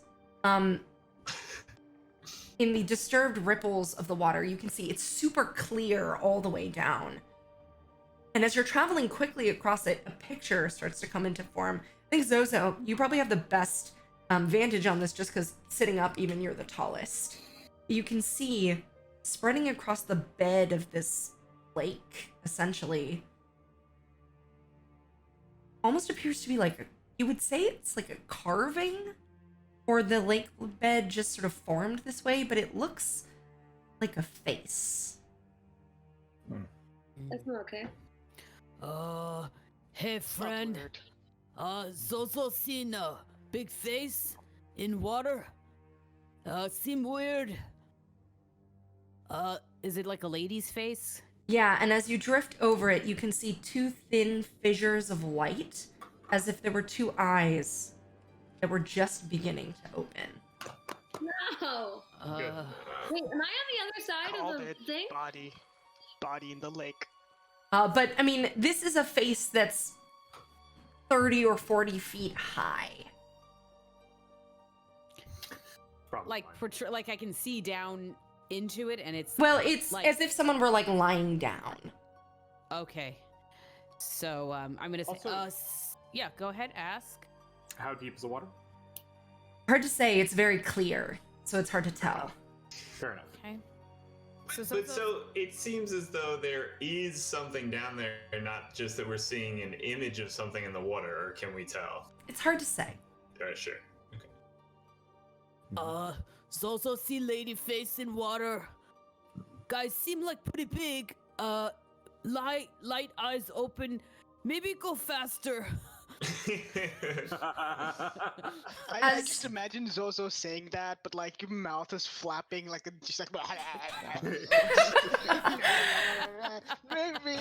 As you say that, and Chastity's final taunts are resounding, you round around this big outcropping of crystal, and you can see something floating in the center of the lake. At each corner, braziers full of green fire are erupting, and you can see chained in the center of the platform, hand and foot, kind of laying prone across it, a figure in fine evening dress, her moon mask knocked askew, kind of, you can see the light from the braziers glinting off her eyes and her gritted teeth as Lady Petra is pulling at the chains with all of her might, but clearly exhausted from struggling. And standing over her, you see a figure that looks somewhat familiar. Dressed now in a different style, kind of in this more humid air, much of her skin rather than covered in the normally very conservative style she wears. You can see in a very sort of ancient looking garb that reveals the extensive tattoos all up and down her arms, and even across her chest. You see Mordat, her long black-green hair flowing on either side of her long pointed ears. And all of you notice something else different, but Zozo, I think it smacks on you especially. Her skin looks... Oh, we lost Justin! No. Justin, come back! It's No! just too... I need to too finish dramatic. my epic description! Justin! You couldn't have waited like one more minute. Hold on, please hold technical difficulties. It happens. Wait. Eh? Okay, now he's back. Okay, Yeah. sorry about that. No, it's all good. Hi, guys. So you notice Finish something the different description. about Mordat. Her skin seems tauter against her bones. Her cheeks seem sunken and hollow. Her eyes are black from side to side. And Zozo, you can tell that she's dead. I need to let everybody know that she's dead. That's great. She's animated though. Even Oh, is she's she- standing and moving and talking. She's dead. Friend, listen. This elf lady, pretty much, corpse. And she says, in response, she says, I made a vow to my mother and my sisters, and I cannot rest until it is done. Girl, you are not looking good. You should have made a vow of self-care. What is wrong with you? And she raises both of her hands, and the fire begins to sort of coalesce around her. And we're gonna go ahead and take a break. Okay. Yes. We will be back in just 1 second, y'all. Stick with us, stick around for the thrilling conclusion, the final showdown, etc., etc., etc. Don't go anywhere. We'll be back in 5-10 minutes. All right. See you soon. Hello, everyone, and welcome back. Part 2 of the very last episode of our show. Our heroes have just sailed across an underground lake and are confronting on a floating platform their nemesis, who they have just realized is undead. As she is standing over the chained body of Lady Petra, struggling against her bonds, our heroes on a flimsy makeshift raft reinforced by beliefs, magic, and rocketing across the surface of this lake, which may or may not be covering a giant ancient creature? Seems likely. Forecast unsure. Called it. We have just rolled some initiative. Last we left off, Mordat had thrown out her arms, and the glowing braziers at each corner of this platform had just lit. So, without further ado, we are going to go ahead and jump into the action. I just realized I never checked my map screen. Let's see how it looks. It looks okay, but I'm going to fix it. First up in the initiative order is going to be Belief.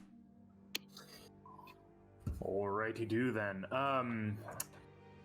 Yeah, so sorry, I should have said this maybe slightly earlier to the group, but back when I was inventing this boat, I didn't exactly invent brakes. Yeah. Back when you were inventing this boat? You know, Hey, with- 3 seconds ago. With ice. Yeah. Yeah. I didn't exactly think to engineer brakes of any kind. So, yeah, I don't know if this necessarily want this to be my action, but I think I would probably still be powering the boat. So I would, seeing as we can't slow down, let's just speed up instead. And go and... I don't know if that logic makes sense. Yes, it does. Don't think about it too hard. We have temp HP. It's fine. We have temp HP. It's fine. We do. It'll be fine. Yeah, so I have no way to break the boat, so instead I'm just going to try to break it with the platform and maybe even break the platform a little bit. So All right. yeah, just hit the geyser again, and like try to basically like ram the raft like up onto the edge of the platform. I love it. Here's what I need. I need everyone, except for Petra, because she's already prone, to make a dexterity saving throw. That was good foresight on her part. Would acrobatics apply or no? No, this is a saving throw. Oh, Yeah, saving but- throw. Sorry. If it helps, I do say brace for impact before hitting it. Oh, But you know. 20. I got a natural 20. Well Those played. are I got a rolls of natural 7. 5. Oh, all right, so 21. here's what I will say. Chastity, Yeah, if you would like to, you may end up on the platform. absolutely. Yeah, you have enough, I think, foresight to sort of jump and land dexterously on the platform. Very cool. I am very I cool. think Belief, you can probably make it onto this other boat here Fair enough. with that roll. Yeah, sort of jump on there as your thing flips over. I think what happens is the raft hits the front of the platform. The platform is pretty solid, and your raft, while going pretty quickly, is made of pretty flimsy stuff.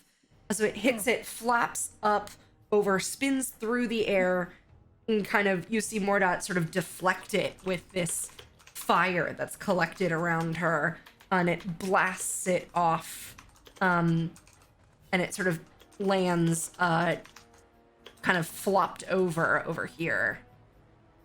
Oh, so it like flips over the platform. Yeah. It went exactly as I pictured it in my head, except for Corvell. I think with a 14, you are in the water, but sort of holding on to the lip of the platform. Okay. Zozo and Muhaka, I think as the raft is making its abrupt stop, you are just thrown off to either side and land in the water. Not great. Sort of it hits and the two of you sort of get flung backward. Okay, so we're pretty far back in the water. Yeah, about 5-10 feet back. Okay. I'll say. I'll put you guys like there. Sort of get dumped off as the boat hits and. Okay. Can I say that we probably Muhaka is like you can't exactly. Okay, it's clear, but she's underwater. Yeah. I mean, you guys go under and then immediately bob back up. You don't go very far under. Oh no, I'm okay with still being under. This is going to work fine. More dots. I'm just gonna. Not really a good thing for this. She is knocked prone. I think the thing hits her. She deflects it with her sort of still fiery fists, but it does knock her to the ground. So she is prone on the ground. Get her. All right. excellent. Belief. That was your action. Do you have any bonus action? Sure. I guess I actually, tell you what I'll do. I'm sort of like in the boat, kind of like unsteadily hanging on to it, and I'll throw I'll actually throw a shield around Petra, just in case. I'd like to use the rally ability to give her some temper hit points just in case something terrible were to happen to her. Very good. Yeah. So, so you see, I sort of holding onto the boat with the one hand, and you see I sort of just jam my hand out towards her, and this sort of little ripple of spiky black energy sort of radiates around here for a moment. And Yeah, I think as you kind of land in the boat, you lock eyes with her, sort of straining against her bonds over top of this arcane circle. And as you lock eyes with her, you sort of nod, and this energy courses between the two of you, master and student. Yep, and she's gonna get 10 temporary hit points. Wow, that's very good for her. Yeah. And so as soon as I take hold around her, I just sort of I give her sort of what I hope is a reassuring nod, kind of hang in there for a sec. Anyway, that's it for me. All right, Mordot kips to her feet, no longer prone.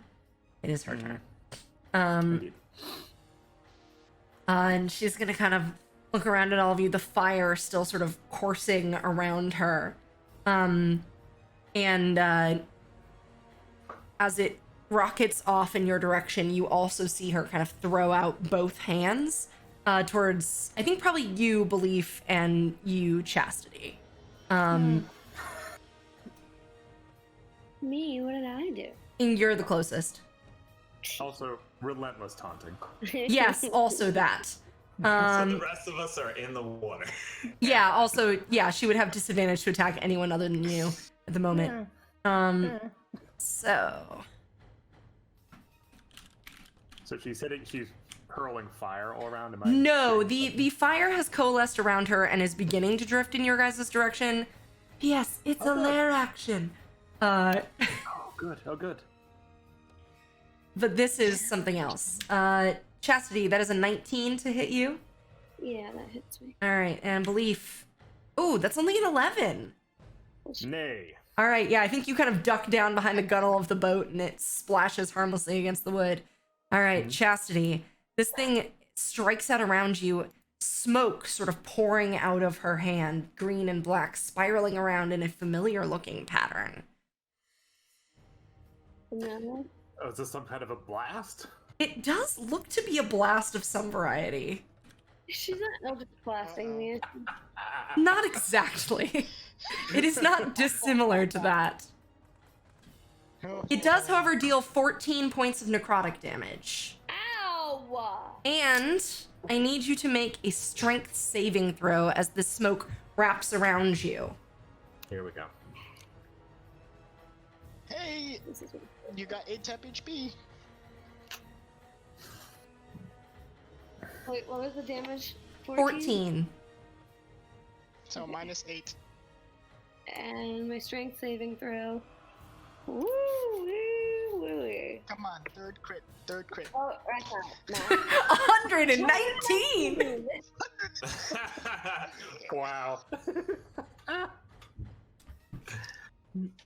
Who had temp HP? I just never take it off. Yeah. Yeah, we all did before the party. Yeah. We did, right. 8 Yeah. points of temp HP. Yeah. I think I'm back in the water. No, just you are everybody. restrained. This stuff is wrapping around you, pinning your arms to your sides. It started out as smoke, but begins to solidify into vines. Can I use my inspiration? You have to declare that you are using inspiration when you roll. It gives you advantage or negates a disadvantage. It does not allow for rerolls. That is what luck does. Fuck. Yeah. Never mind. All right. However, Chastity, it is your turn. Well, I'm restrained. Fuck, I can't misty step. Fuck! You can use your action to repeat the saving throw. Yeah, I'll do that. Restrained also doesn't mean you can't attack. It just means you have disadvantage. Well, I'll blast the shit out of her. All right. Yeah, you're kind of struggling to raise your arms to aim as these vines are wrapping tightly around you. It also means you can't move. But Yeah, yeah. as long as I can hit her. All right, roll to hit.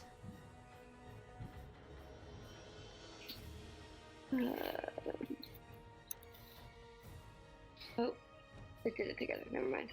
I thought it would do that separately. 1 second. 1d.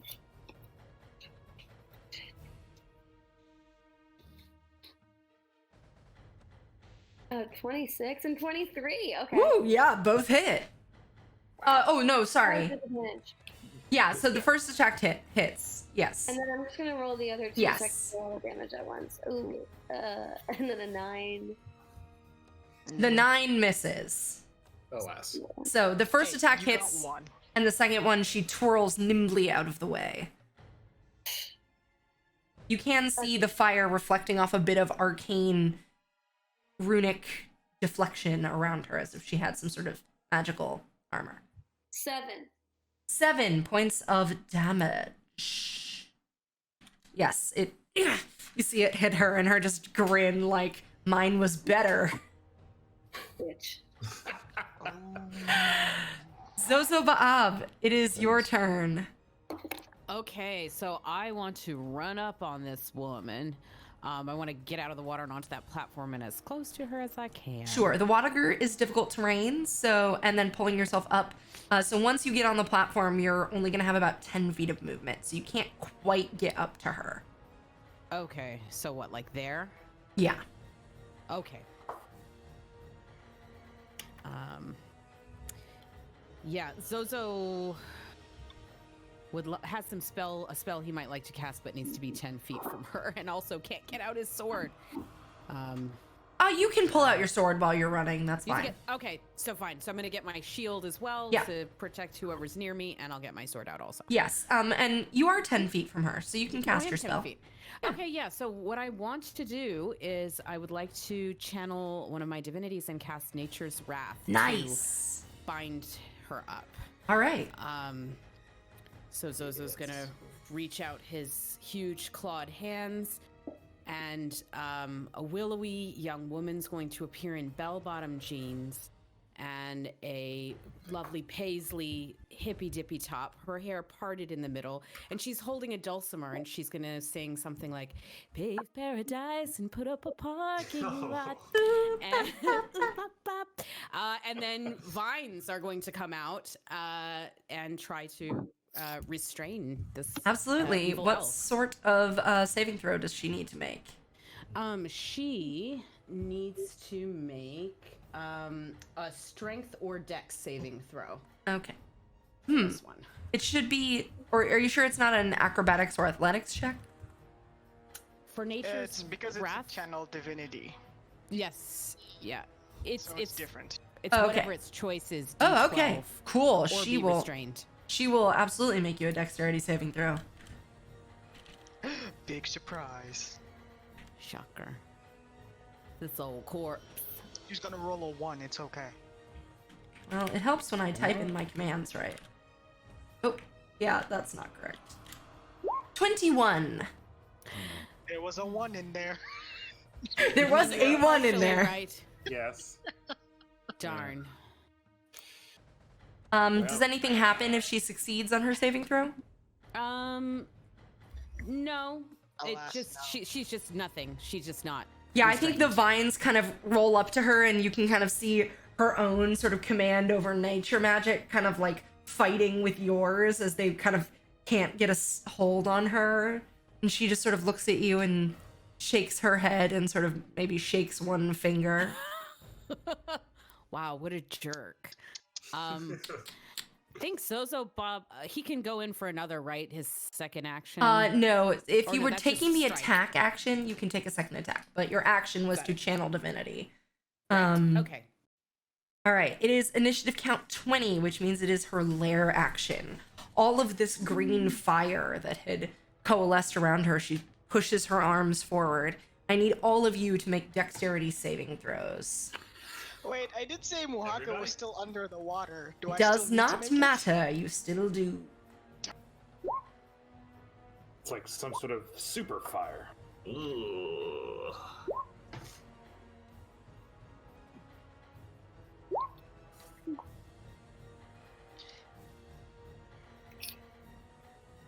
What was that result from you, Mahaka? 20. Ooh, yes, that's a success. Oh no, wait. 18. 18. Still a success. 17. Yes, yes. Still a success. I can't math. Chastity, what did you get? You have disadvantage on this saving throw because you are restrained. Oh, sorry. I got distracted by the cat. Dex save, disadvantage. Oh, disadvantage.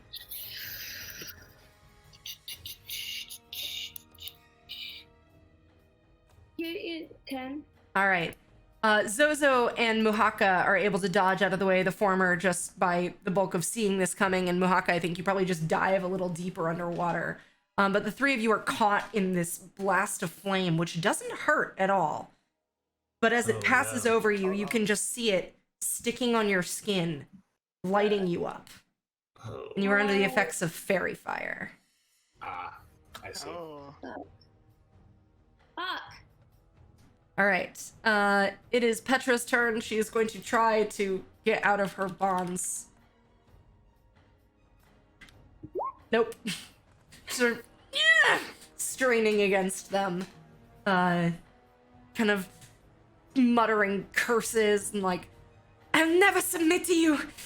Kian should never have trusted you. Doing her best damsel in distress routine. I like your energy. Corvell, it's your turn. Okay. What does it take to get up above the lip? Just more movement? Yeah, you are sort of half over it, so it'll just take you basically like 10 feet of movement to get up there. Cool. So I'm gonna do that and then run up to Lady Petra. And, sorry, probably not right there. They just look like pretty like standard restraints? Yes, yeah, they're manacles. Is any magic happening actively right now? I mean, like- yes, you are glowing. Sure. Does it look like she's suffering any? There ill- are the Okay. circle under her is glowing, and there are runes painted on her skin, alright. but she doesn't seem to be currently like in pain or anything. Sure. I mean, I jump onto this thing and I actively see her struggling and see her like screaming out, trying to get out of these restraints. So I'm gonna run towards her and I'm gonna try to help her with that. Sounds good. Is this more of a cutting vine situation or like lock picking locks sort of situation? There's both. It will require both to get her out of there. As you so astutely let guessed, me- there are vines growing through the chains. Let me go after the locks. Okay, great. First, then. Make I'll a be like, check with your thieves' tools. Okay, so I say, milady, I apologize for the plan. I promise you it wasn't that it was a bad plan. It just didn't work, and you can't really judge a plan based on the outcome, can you? Thieves' tools is just proficiency in deck? Yeah. Ooh, I'm going to use luck to All right, reroll that's your that. second one. It is my second.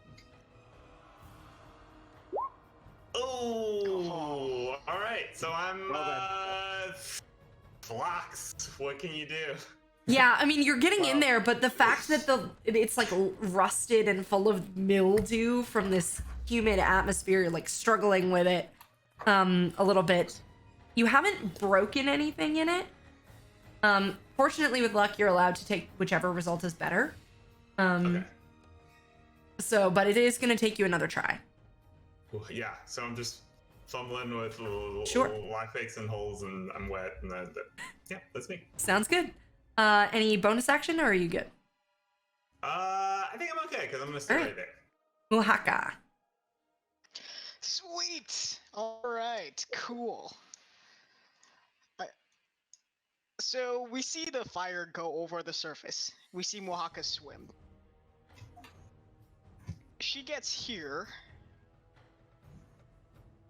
Yeah, she gets around here, and we kind of don't see her over the edge of it when all of a sudden the water displaces and a huge furry paw grabs the edge and pulls up out. And Muhaka is holding on to a dire wolf, and the water just pours off of the pair of them. Yes, absolutely. A direwolf is large, is that right? Yes. All right, let's Oh, make this yeah. a big boy. So it's Yeah, Zozo, you hear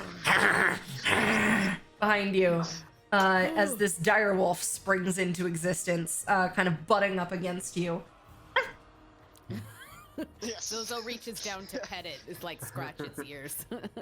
So Mohaka is like on top of it because it's a SARS larger and she can ride it, and as a bonus action, she can order it to attack. All right, yeah, it's going to lunge forward. Go ahead and make your attacks for the direwolf.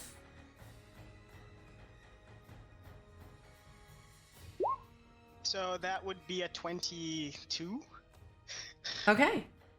Why did you roll Does it have 2d20? advantage? There's an ally next to it. Ah, so it okay. attacks with Yeah, that advantage. absolutely Tactics. hits.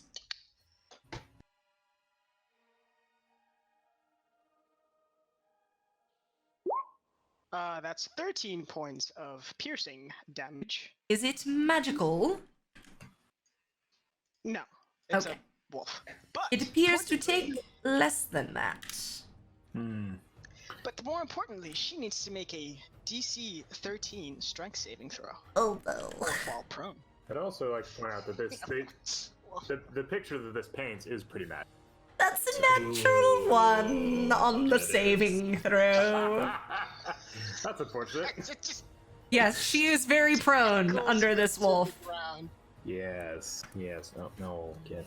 Yes. Sorry, I've been waiting like this entire thing today. Save the best for last. I mean. I mean. Oh, yeah. All right, I Muhaka. mean, I still That was. have movement. That's right. So Mohaka, yes, the wolf used its movement to get there, which means she can move towards the circle and the chains and get ready to do shenanigans. on You're the gonna next do turn. what's called a pro gamer move. That's how you pro game. All right, yeah, Muhaka summons this wolf, rides on its back, jumps off, and lands on the opposite side of Petra from Corvel. And you just see Petra like looking back and forth between Corvel and the wolf, and Mordot, who is just like landed next to her with the wolf sort of mauling her. And you kind of combat roll Growling in over front of her Corvel's face. back. It's just like Nice. it's like growling in front of her face, drool, just. Nice. All right. Belief. Oh, it's that time again. Okay. So this situation has gone exactly brain. Can you tell me real quick what the deal is with these braziers real quick? Like, are they just sitting there burning with green eldritch fire? Are they like bolted to the platform? What's the situation? They have actually burned out at this Something point. like that. Yeah, it seems like she pulled the fire out of them and threw them at you. Okay, so Yeah. one shot. Or they're like Okay. little like coals. But you notice being near them that they don't seem hot. Yeah, I sort of Yeah. figured that it wasn't true fire. It's not really fire now. Yeah. Okay. Well, if they've burnt out, in that case, ignore it. I'm gonna ignore the fact that I am also sort of on fire, but not. I'm actually going to go over here. I'm gonna hop out of the boat and come running over beside Pahaka. And I'm going to. I think actually I'm going to. As I'm coming across the platform, I pull my short sword out and just sort of slide it across to Petra. She So is she's bound got- hand and foot. Yeah, but just in case, I can't. I'm not. So if she gets a chance to grab it at some point, Fair enough. Later. yeah, you know. There are a bunch of vines involved, so who knows? Maybe it'll come in handy. And I am going to do two things, I think. The first thing is just to get a better read on this whole Eldritch Circle thing. I'm going to cast Detect Magic. Okay. Um, You detect a lot Okay. of magic. Yeah, you don't say. Yeah. So I guess really what I'm going for is like this circle is like an active on magical effect. Is that correct? That's correct. You get the sense that it is incomplete, and likely needs more action on Mordot's part, to kind of do what it was intended to do. Perfect. Okay, but that's actually what honestly that's kind of what I want to know. Complete or incomplete. So in that case, Here's what I'll say, actually. yeah. Okay. Given that she rolled a natural 1 on that saving throw against Muhaka's wolf, what happens is she hits the floor and her other hand that wasn't shooting death beams at you and Chastity hits the floor and something clatters out of it. And I think you see probably about here a wickedly curved silver dagger with a handle made of bone. All right, well, I'll take that away. So you guys have Detect Magic up. How magical is the dagger? Not, but It's not. it looks like it does look like an implement for doing magic, though it is not in and of itself probably magical. Like an athame? Yeah, exactly. You know what? There is a slight aura of magic, as if it were perhaps a +1 dagger. That's fair. But it looks ritualistically. Yes, definitely. There are. Yeah, it is as Nikki said, an athame. The Alchemist Okay. is about to cut somebody for blood for ritual junk. Yes. Y'all know that. Come on now. Come on now. I don't know. That was Perfect. folksy, my folksy moment. All right. I like There it. is a grate also under where Petra is, so this is not I think a difficult line of. No, that's telling, I think. Okay, so tell you what, I don't think I necessarily, let's see, 1, 2, 3, if I still have a little movement, I could go to there. You which could I do. would- The dagger is also quite small, so you know. Okay, could I, yeah, but could I grab it? is Oh what I mean. yes, yeah, Yes. Perfect. yeah. I'll let you do that as a bonus action. Cool, great. All right, so yeah, I come running over, I see the dagger clattering across the platform, and I grab it, and I kind of look around at the magical glyphs on the ground, and Yeah, I think at this point you've kind of pressed your sword onto Lady Petra as you're sort of kneeling over her, grabbing this dagger and looking around frantically. You're sort of standing over her at this point because she's laying down across both of those spaces. Right, exactly. So yeah, okay. I think actually I'm just gonna leave it there for now. I was considering whether other shenanigans, but I've got the dagger and I'm not letting. All right, sounds So, good. Yeah. Well, it's Mordot's turn, and she's under a wolf, which is not great. Mm-hmm. She is going to. You see her hands sort of flare with light, and she just throws them upward, kind of around the wolf. And I need everyone to make a wisdom saving throw. Oh, All as just sparkling colors just With the lids jet up. upward. Ooh, I hit my mic. Just jet upward out of her hands. Wisdom save. That is a 10 for 16. Zozo. I'm gonna use my last luck point. Yeah, do it. Oh man, the dire wolf has +1 wisdom. Yeah. Good for her. Well, 8. you know, yeah, I said I was gonna do it. I'll do it. 17. 17? Yeah, that's a Yep. success. I'm all out of luck. Looks That's like fine. Zozo and Belief failed. Muhako, what was your result?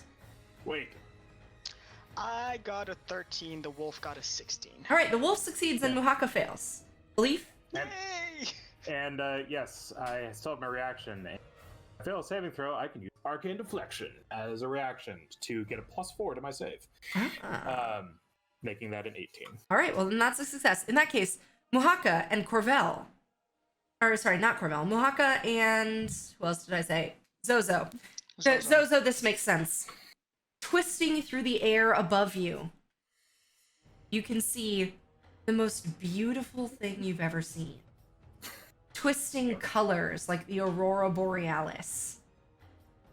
Oh, I should roll for Petra as well, actually. No, she fails. You see it reflected in her eyes. Mohaka, you're looking at it. The three of you are considered charmed. And while you are charmed, you are incapacitated. Ooh. It looked like an oil painting, You are didn't what? it? Mhm. An oil painting in Incapacitated. motion. Mm-hmm. Yeah, and so that was Mohaka and Zozo. Mm-hmm. And Petra too. Yeah. Oh, and Petra, of course, yeah. She couldn't really look away. She's sort of bound into it. I think Belief, you sort of mostly see it reflected in her eyes, this like twisting pattern of colors.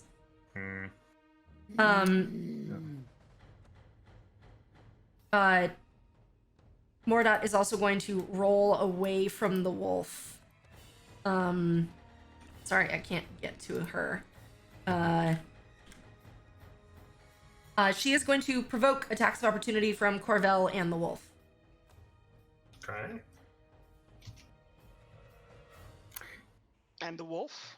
I guess I would have sneak attack, right? If you hit, yes. All right, 21. That's a hit. That's a 23. Yep, both hit. Go ahead and roll your damage. Neither of you do magical damage, is that correct? I do not know. I rolled 19 for damage. Oh, except Corvel, you got a silver sword, didn't you? Earlier? Didn't you join everyone in that equipment run? Yeah. Is that Okay. Yes, magical? then no, but it still counts in this case. Okay. So she will take that full 19 damage. Ouch! Great. And from the wolf, she will just take half. And 6. Yes. All right. Every Yeah. bit helps. Yeah. The wolf kind of Oh, wait, grabs but onto she's her. knocked prone. She has to make a strength save or be knocked prone. Okay. Oh, from the opportunity attack? That's dirty. 9. No. Does it get that on if it doesn't get a run up to it? Yeah. Because it's default attack. It's Oh, tacked it's like its onto trip default thing. attack. That's right. Monsters. Yes. Here's what I will Yes. say: is she is now in this space though, because otherwise she wouldn't. Yeah, no, have makes provoked. sense. Yeah. Absolutely makes sense. Well, then why did I take the prone thing off her? She's like, ugh. Man. The wolf just grabs Well, onto here's her my leg and question, she's like, Mohaka: is if you are charmed, is the wolf taking its attacks against her? Yeah, because the I've- wolf keeps it doing what she wo- did last. because it's not my turn yet to give Fair it enough. another order. Fair enough. Chastity, it is your turn. You are restrained and glowing. And glowing, I thought you Yes. said. Okay. You gonna- glow, girl. Your skincare Hello. routine is great. I'm gonna blast her again. Can I hit her without hitting the wolf? Yeah, right? Because She has quite a bit of cover from you and is prone.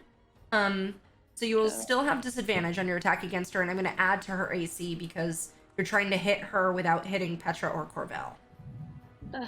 Maybe I should just try to get out of this. Okay. Yeah, I guess I'll try to get out of this. All right. One. You can repeat your strength saving throw. Great, this will go well. You can use that inspiration to give yourself advantage if you would like to do so. Yeah, I might as well. Yeah. Oh. 10 No. might be enough. I'm afraid it's not. You're struggling. Yeah. The vines just keep getting tighter and tighter. You can feel your circulation being cut off. Help! Uh-oh. All right. You still have a bonus action if there's anything you'd like to do. I don't think there's anything I can do. Like, I have my sword out. I can yell pitifully. Help me! All right. So weak. I'm too pretty for this. All right. Wow, that went downhill for you. Zozo, it is your turn. Zozo is freaking charmed, right? Because Oh, yes. Yes. Thank you. I knew there was a reason I cast that spell. Yeah, you are incapacitated, so you just sort of stand there on your turn looking up at this beautiful twisting pattern of color. It's like, whoa. It's like Bob Ross. So gorgeous. This Oh. is art. You know what? Actually, she needs to make a concentration check on that spell. I lied. She just took damage. Yeah, she needs to make 2 concentration checks. Actually, Yeah. her attack. Yes. Oh, yes. It's true. She does have advantage on these. Yeah, 20 on the first, which is enough. Yeah, 20 on both. So she has Wow. maintained concentration on this spell. all right, All right. Zozo's a big dumbo. All right. It is initiative count 20, which means it's time for a lair action. I'm gonna get real hurt. We're gonna die. We're fine. Positive mental attitude. We haven't done any damage to her. That's not true. Corvell just stabbed her pretty good. Yeah, she's gotten some damage. Wolf And, is and, Um, and the wolf mauled her. What you see is, I think Corvell, you're probably in the best place to see this. You see reaching up over the lip of the water. No. You can see sort of a watery form that looks vaguely feminine, reaching forward to try and grab the wolf, No. and pull it into the water. No. It needs to make a strength saving throw. No, it's hungry for the wolf. Hey! Yeah, basically, it's like a wave that crests and then grabs it to try and pull it in. That It's is her a 16. That's a No, success. 17 because mine. Sweet. Yeah, the water sort of washes over it and you see it pulling back like sort of this rip tide. But the wolf kind of digs its claws in and you see it only slide a few inches. All right. Yeah, that's the lair action. It's Petra's turn. She's charmed. Corvell, you're up. All right. So I thrust at Mordat as she attempted to move away from us. The wolf tripped her, and I think all in one sort of like half step, like sort of mini bounding, like hop. He's gonna push forward and attempt to stab down at her on the ground. Because she is prone and it's a melee attack, you have advantage. Great. Which also means if you hit, you will get sneak attack. I am going Because to rogues, try man. to do Rogues. all of those things. I am here for that No. rogue. So 24 and Yes. 16 damage. Yeah, that hits. You Buckle, swash. stab downward with a swashing buckle. Yeah, she's looking Yeah. Buckle. fairly injured. She's definitely not looking great. She's not bleeding save, though, God which save. is the weird thing. And yes, Oh, yeah, she needs to make a constant. You know what, concentration though? check. For the best. For the best. We don't need any blood on this platform. That's a failure. Oof. So the hypnotic pattern goes away. Damn you, Corvell. Yes. well done. I do that, and then I immediately look right at Lady Petra. And she's sort of looking up at you like adoringly. Any bonus action you'd like to take? I can't really interact with Lady Petra based on a bonus action, right? Like, there's not much I can do. Not in the terms of freeing her, but in terms of giving her moral support, sure. So, yeah, I mean, I just looked at her and smiled pretty heavily, so... Hell yes. All right. Muhaka. There was a twinkle of the eye. Ooh. Ooh, I see. Muhaka. Ooh. Cool. All right. She could have the wolf attack. Well, the wolf has been doing a really good job of keeping her on the ground. She looks fairly bad, you said? She's looked better. She's looked better. I wouldn't quite... no, she is bloodied, actually. Wait. No, not quite. Sorry. Alright, Muhaka is going to tell the wolf to keep on her, because it's doing a very good job of just... Good being a pain boy. in the butt. Actually, it is going to use... no, it can't do that because it only has one attack. It can't really pin her down. No. Yeah, so attack. And maul. I mean, you etc. could have it try to grapple her if you want. That's what I meant. Like, Okay, yeah, it can do that. Mm. That's just gonna be its action. yes. Okay. Sounds good. I wasn't sure because sometimes it's like monsters only have that one attack and they No, really do that's that, fine. but yes. Just have it make a strength check, and she's going to make an acrobatics check.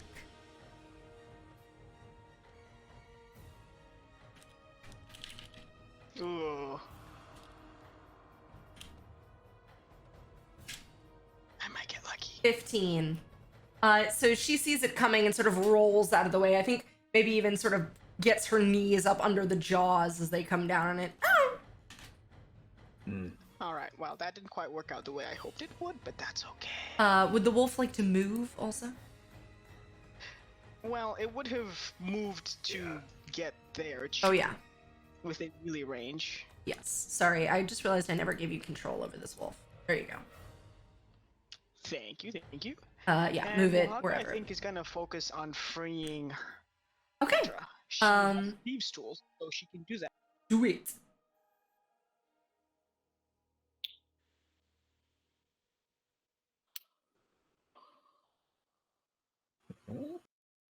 Sweet, that is a 20. 20, yeah. You get off one of the manacles on the foot. Ding. Or rather, the foot manacles. They.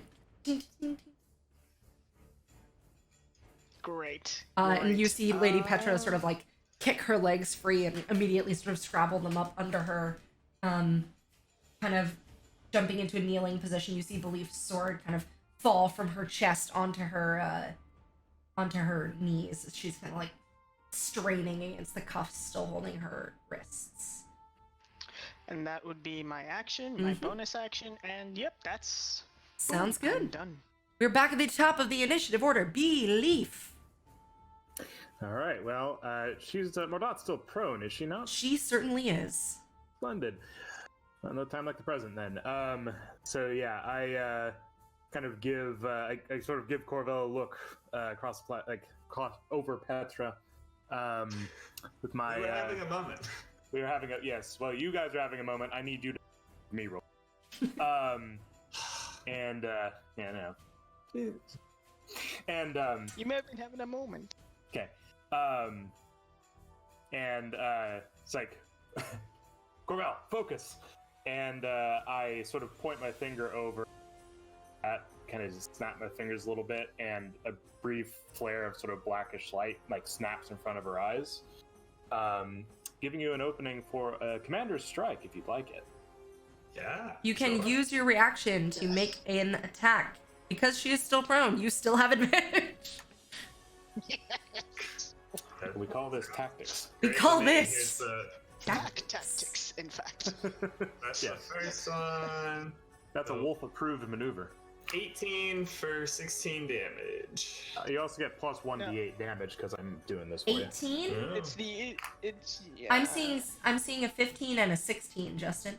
So, I'm sorry. You're right. It's 16. They were reversed. That is a miss.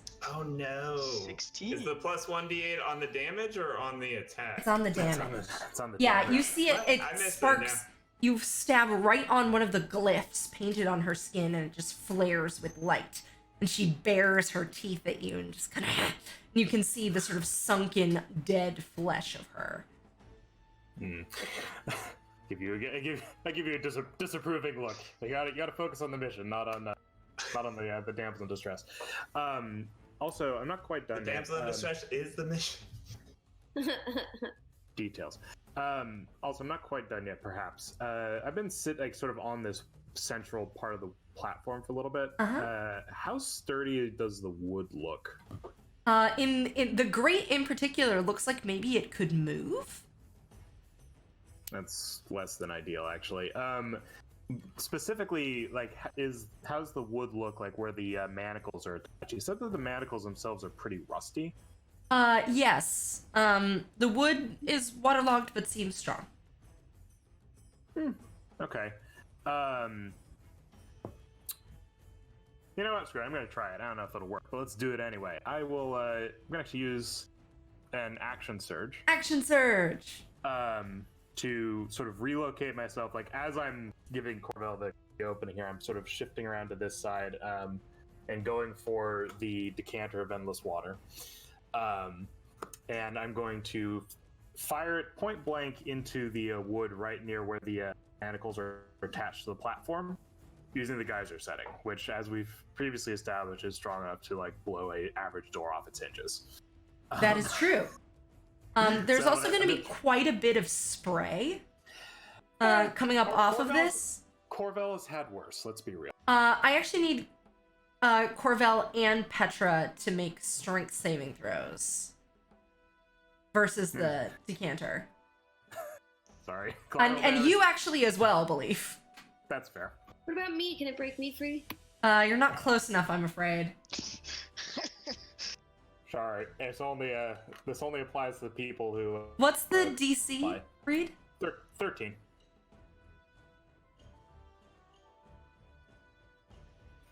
Justin, no. Oh dear. Oh no! Petra totally failed. Well, she was kind of prone already. Whatever. Yeah. All right. Does it deal damage? It does if it hits you. I guess we're decreeing that even though it's not hitting them directly, that it is still hitting them, kind of. And also, it's sort of basically this is digging into this rotted wood and kicking up shrapnel. Sure. All right. Fair enough. Didn't account for. So yeah, it normally will deal a D4 of damage. All right. So We're gonna I guess say it will, yeah. Yeah. Go ahead and roll that damage. We'll see. All right. The How this amount goes. is 2. All right. Yeah. I think what happens is you blast it and one of the chains kind of comes free. The moorings of one of the chains comes free. So Petra is still sort of bound by one hand, and then that other one is loosened, and her free hand kind of holding onto your sword. And you both, Corvell and Belief are both sort of blasted backwards a little bit by the force of this jet, and sort of stinging spray deals 2 points of damage to each of you. Yeah, sort of like, yeah, I'm like on the ground, I was like, sorry, Corvell. Sorry. This, and I will say it again, this is what temp HP is for. It's true. It's true. All right. It's true. Haven't finished combat testing this thing yet. Eh. All right. It is our dear friend Mordot's turn. She is going to stand up, sort of looking at Infant, just put out both of her hands and grab onto the wolf and Corvell, or attempt to do so. She doesn't like the wolf. Screw this thing. I don't blame her. And you see forming around her hands these sort of claws of shadow.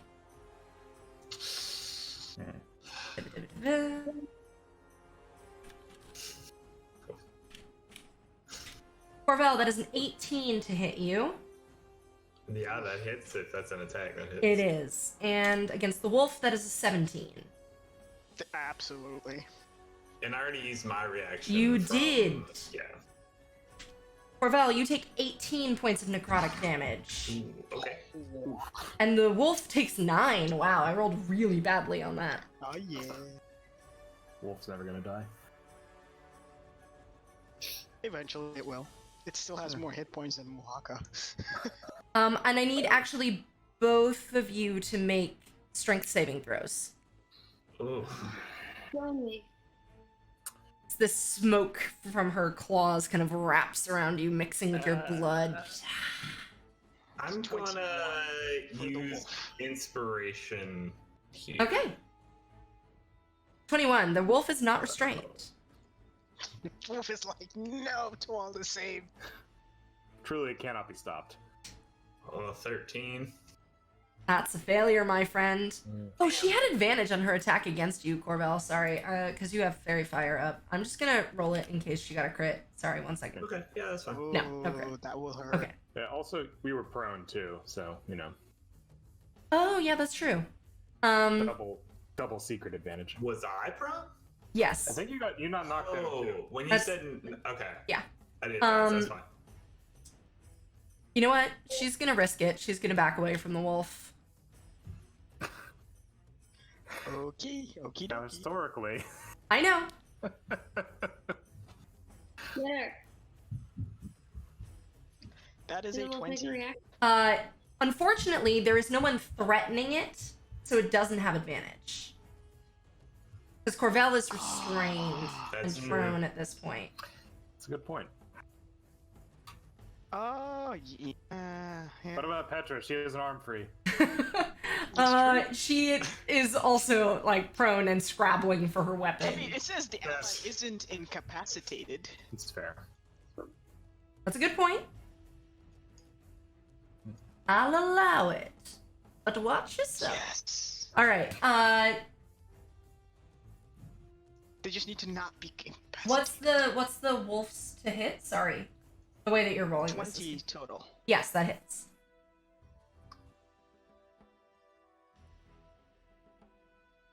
That is 14 points of damage and a Alright. DC 13 strength save. Okay. 15. Well, she can only go 15 feet away. That's true. Five. Kind of glad she made it. There's been entirely too many in this fight. All right, Chastity, it's your turn. I'm gonna Eldritch Blaster. All right, sounds good. She is not prone, but she does have some cover because your friends are standing between you and her. I will add that to her armor class.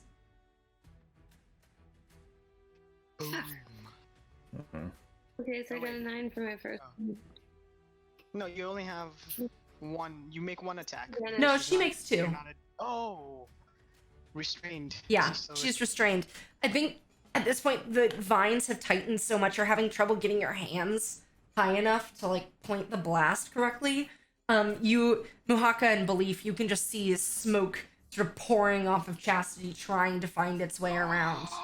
And you Help me. Oh, you're out of spell slots too, so you can't really get out. Nope. all right. Zozo, it is your I'm turn. -1 to strength. I'm not getting out of here myself. Okay, I think I'm closer to Chastity. I think I'm gonna try and pull her out of All right. her situation. Go ahead and make an athletics check. Okay. Hold on. That is a 20. Yeah, that'll do it. You just come over and start pulling the vines off. It takes your whole action to do so, but Chastity is no longer restrained. Teamwork! Teamwork. Thank you. Yeah, like, Chastity out. from the floor, I was like, "Thank you, Zozo."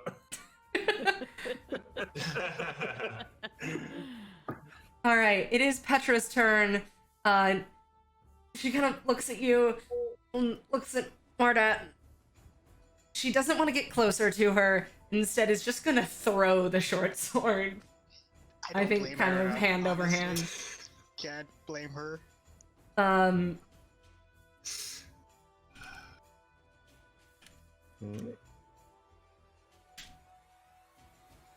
Oh, it misses. Darn it, that would have been awesome. Just barely misses. And she throws it, and Mordat, just at the very last second, just ducks her head out of the way. Yeah. Maybe sort of like, maybe nicks one ear. You just see Petra like, damn it. Yeah. A It was for effort. great. Great. It was great. And kind of like keep pulling at the other chain that's still binding her. Corvell.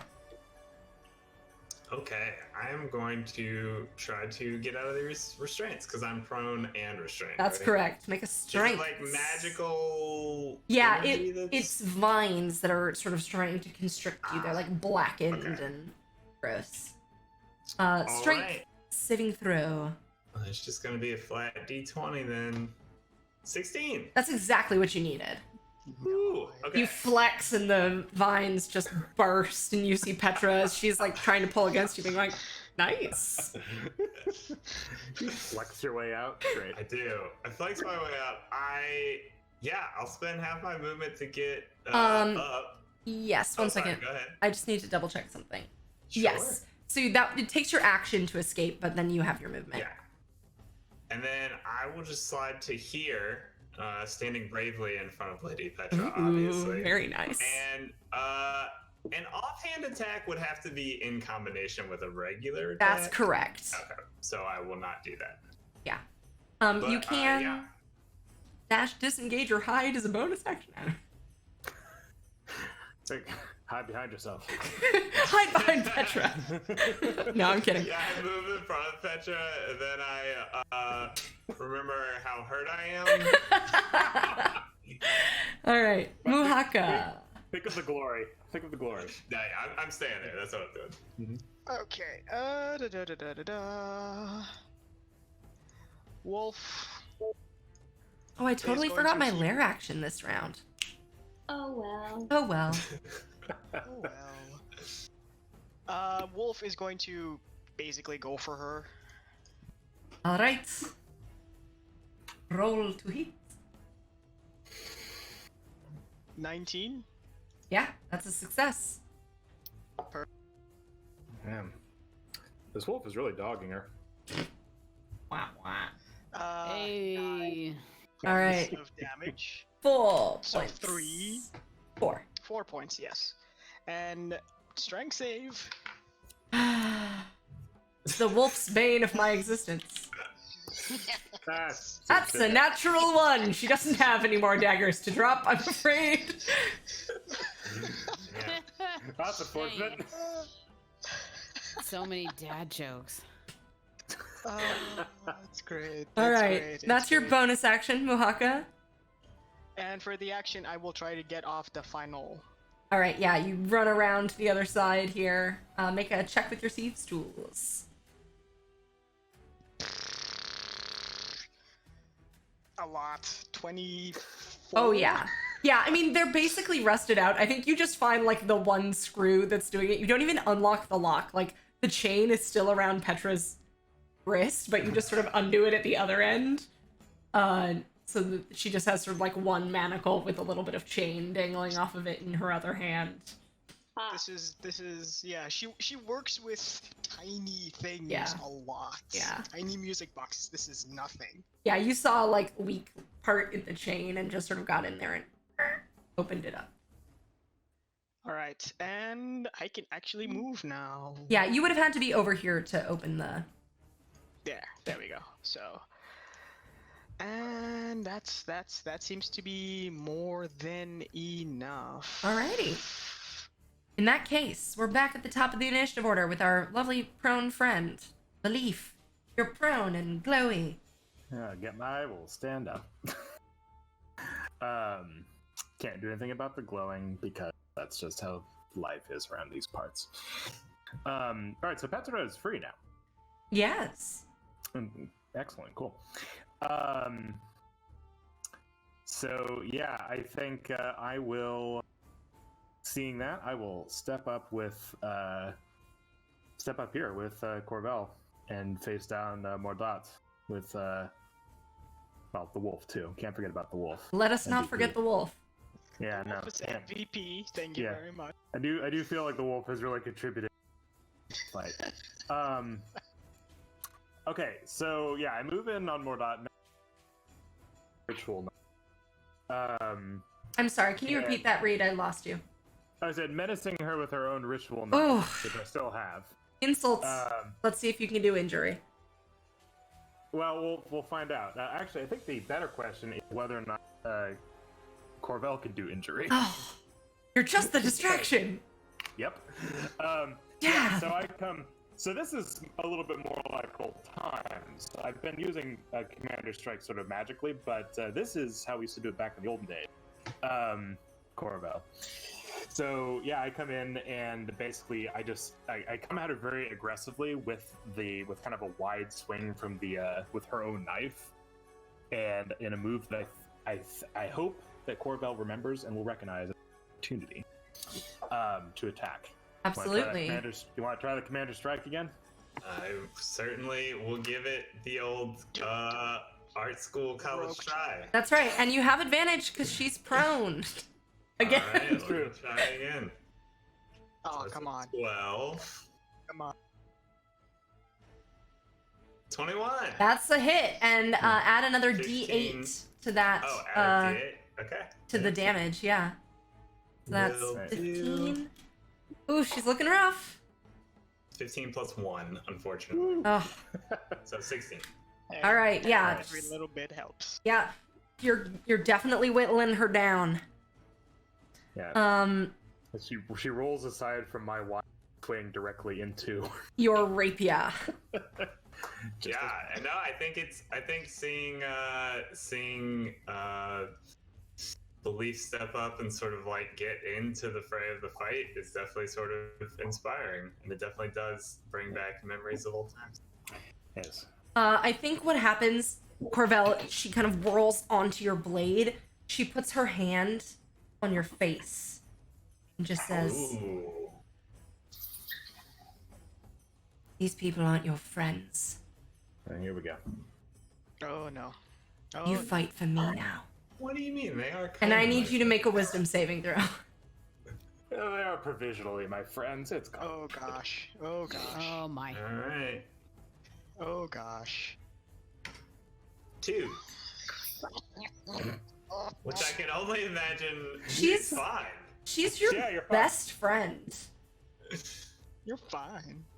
Why have you been attacking her? She's the only person you can trust. Here we go. Yeah, I suddenly have a moment of like feeling like maybe Belief and I have, Belief's ended always some of the telling you rift what to between do? us. But now it's just like, no, I'm mad at that guy. I've been mad at that guy for years. Here we go. Oh, boy. She did stand up to do that, actually. Yes. It was repressed emotions. I don't know what you mean by repressed now. No, not anymore. And I think what's going to happen is she's going to step here and then step here. And just sort of fall backward off of the platform. No. The wolf and Belief would both get attacks of opportunity. Fair enough, I suppose. The wolf would not have advantage because when she's leaving his threatened range, she would not be adjacent to any other. Well, the first roll is a 19 either way, so. Okay. True. And also, did you say that this dagger that I'm holding is mechanical? It is. dagger? That's correct. Cool. If only that's I don't believe that hits, though. It does 14. not. Nope, that's what I thought. Alright, yeah, so I'm just like, oh, finish her off! Oh, man. Unless you want me, I can re-roll the. No, that's okay. Okay. So that's 14, which is a 7. She does fall prone. However, I'm going to rule that she falls prone backward into the water, which is what she was trying to do anyway. And fine. concentration check? Yes. Maybe. Perhaps. Let me double check that. She does have advantage. 14. Darn. Good try. Eight. All right. Chastity. Can I see her still in the water? Oh, sorry. 1 second. No, you cannot.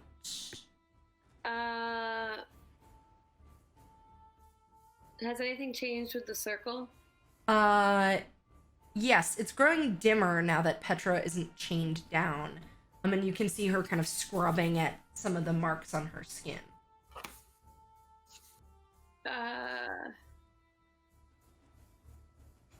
The raft, is this boat intact? It is.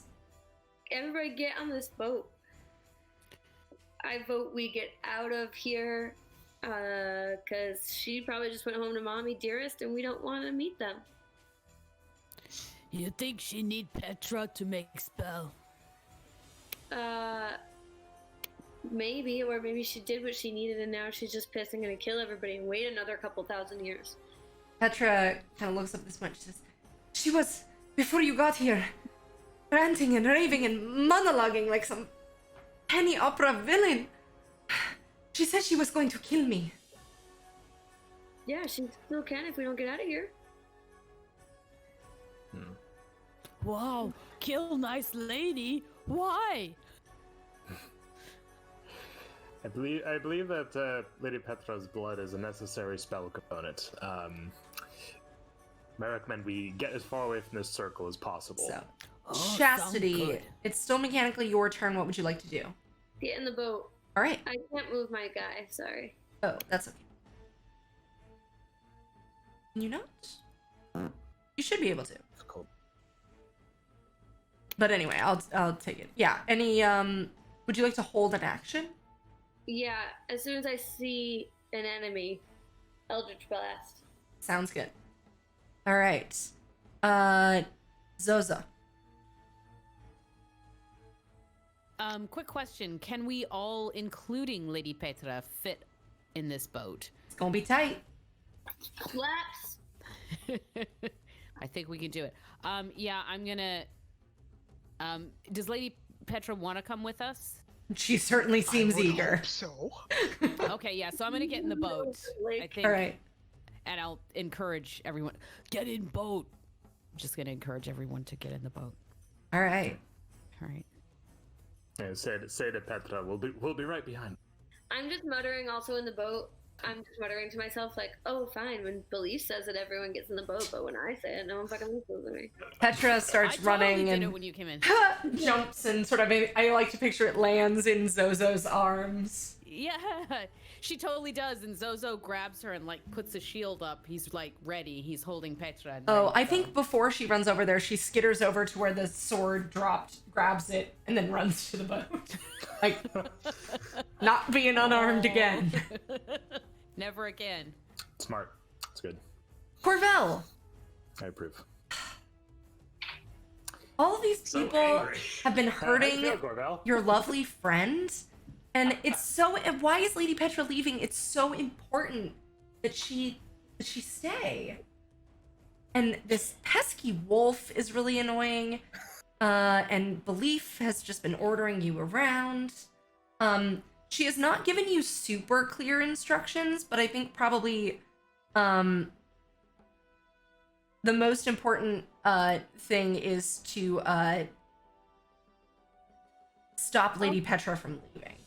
All she said was, they're not your friends. Because she is communicating telepathically with Mm. Corvell. Okay.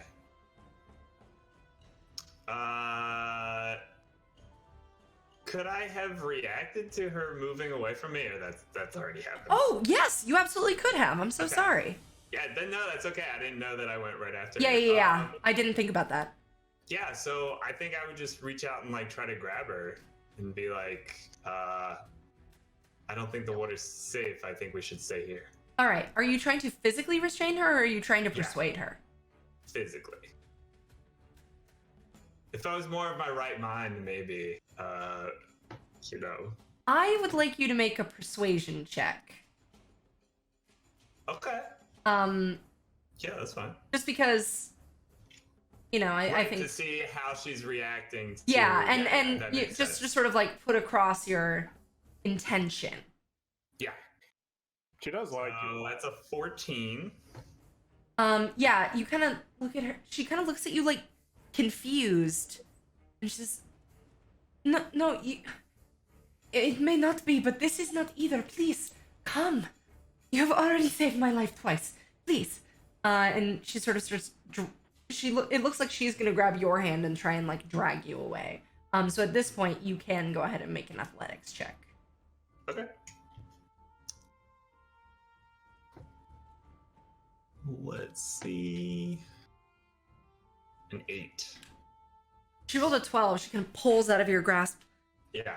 And you, I think, Belief, you see Petra looking at Corvell like, what are you doing? And then she's going to continue running. But it is your turn after her. So we're just retconning what happened on her turn, because that would be your basically like reaction, I guess. Oh, you're saying, I mean, that's fine to be my turn. Okay. If you want. That's Yeah, what I wanted to that's do. fine. So, yeah, that's fine. All right, Mohaka. Okay, everybody's getting in the boat. Mohaka goes to the edge of the water and looks down. Make a perception check. It's clear. Come on. God damn it. That is a 9. You see the tips of Mordot's boots, or actually, I guess she's barefoot at this point, propelling her under the platform. Okay. Cool. Was that an action or just can I? Was Yeah, you could have seen that with your passive perception. Perfect. Perfect. Muhaka drops off the edge. She does not need to breathe, therefore speaking underwater shouldn't be an issue for, say, casting a spell, maybe? That's correct. However, I would rule that the other person probably can't hear you, if that is important. Darn, that is a good point. Let me check. Yeah, you can definitely talk, but she can't hear you. Interesting. That you can hear. That can curses. This is the problem with everything. Yeah, unfortunately, yeah, she's underwater. She can't hear you. Okay. Was she wearing anything of metal? No, specifically not. Druids, man. You saw her previously in her other guises wearing this big ornate metal necklace, but she is no longer wearing it. It's fine. This is fun. Mohaka is gonna get on the wolf, Uh-huh. and we are going to chase after her. Okay. So you start bounding across the platform towards everyone. Chastity and Zozo and Petra in the boat see Mohaka riding the wolf toward them like, oh shit. And then pew into the water. Oh no. All right. We're back at the So top of where- the initiative order. Belief. So wait, where does the wolf end up? In the water? Yeah. Or is it in the boat? No, not in the boat. I don't think it fits in the boat. No, definitely not. So we dive into the water because I know she's under the platform and I want to make eye contact with her. Be like, I know where you are. I know where you are. All right. Belief. She's trying to psych her out. Yeah. So so here's a riddle me this. Corvell has an active spell effect on him. He does. And you still have Detect Magic up. I do. So I'm pretty sure I'm aware of that. That's correct. That makes sense. Excellent, great. And I'm guessing, just based on his actions, I'm guessing that it was some sort of like charm or dominate. You can tell it is an effect. enchantment spell, to be sure. Yeah, exactly. So, like, interesting. Okay, my deductive reasoning says Petra to stay. So I actually am going to just move kind of here. So I'm betwixt him and the boat. And I just call over my shoulder.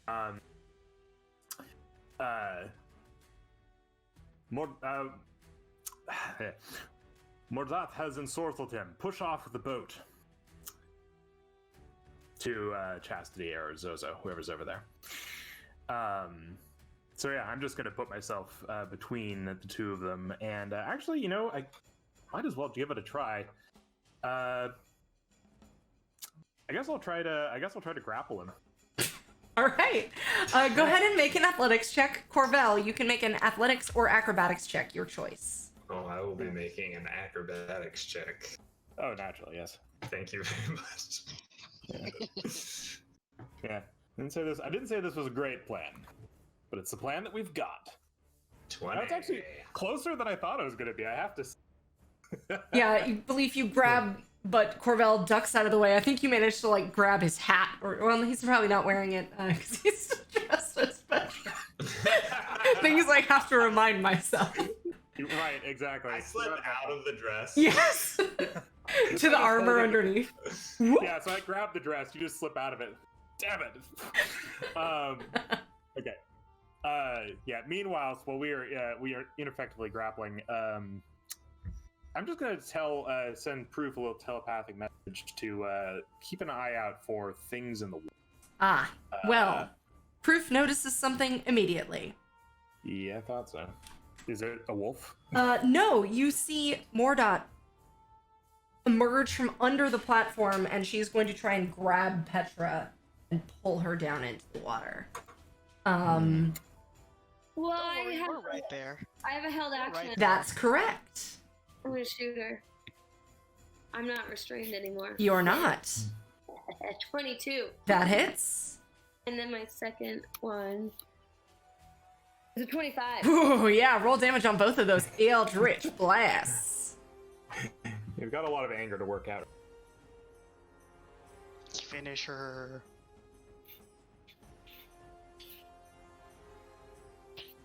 14 altogether. 14 points of damage? Yeah.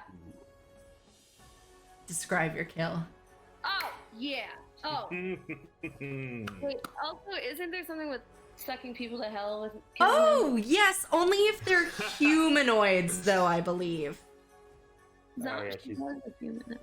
Anyway. She's not alive. Yeah. Yeah. You feel your patrons questing for her soul, but it is otherwise engaged, in a somewhat familiar manner. Like the same way that dead person upstairs was? No. The same way yours in a is. promise. Yeah, I was gonna say in a promise to another kind of way. Oh, okay. Fair. So she gets shot through the heart. And yeah, she gets shot, and then like the purple smoke starts weaving in all her like desiccated flesh, and she starts withering even more until she kind of like becomes almost like a black hole in and of herself. Yeah, as her desiccated corpse floats, sort of turns to float face down in the water, you can see tattooed all along her arms, and around her back, there is symbols of elements. And in the center of her back, there is just a lightning bolt sparking down into a forest, which is catching fire. Cool. Cool. With Mordat's death, Corvell, you feel yourself snap back to your senses. Oh. And the whole chamber around you rumbles. Some of the crystal pieces kind of crumble into the water. You all make for the boat, Muhaka kind of riding your wolf as it swims. The glow in the cavern begins to sputter and dim. And as you reach the far end of the lake, it goes dark. Uh-oh. No. I think that That's might usually be. a good thing. That's probably a good sign. It means that the magic that was powering it is gone. Wait. I try to freeze a 5x5x5 cube of. It happens. Yes. Yeah. Oh, nice.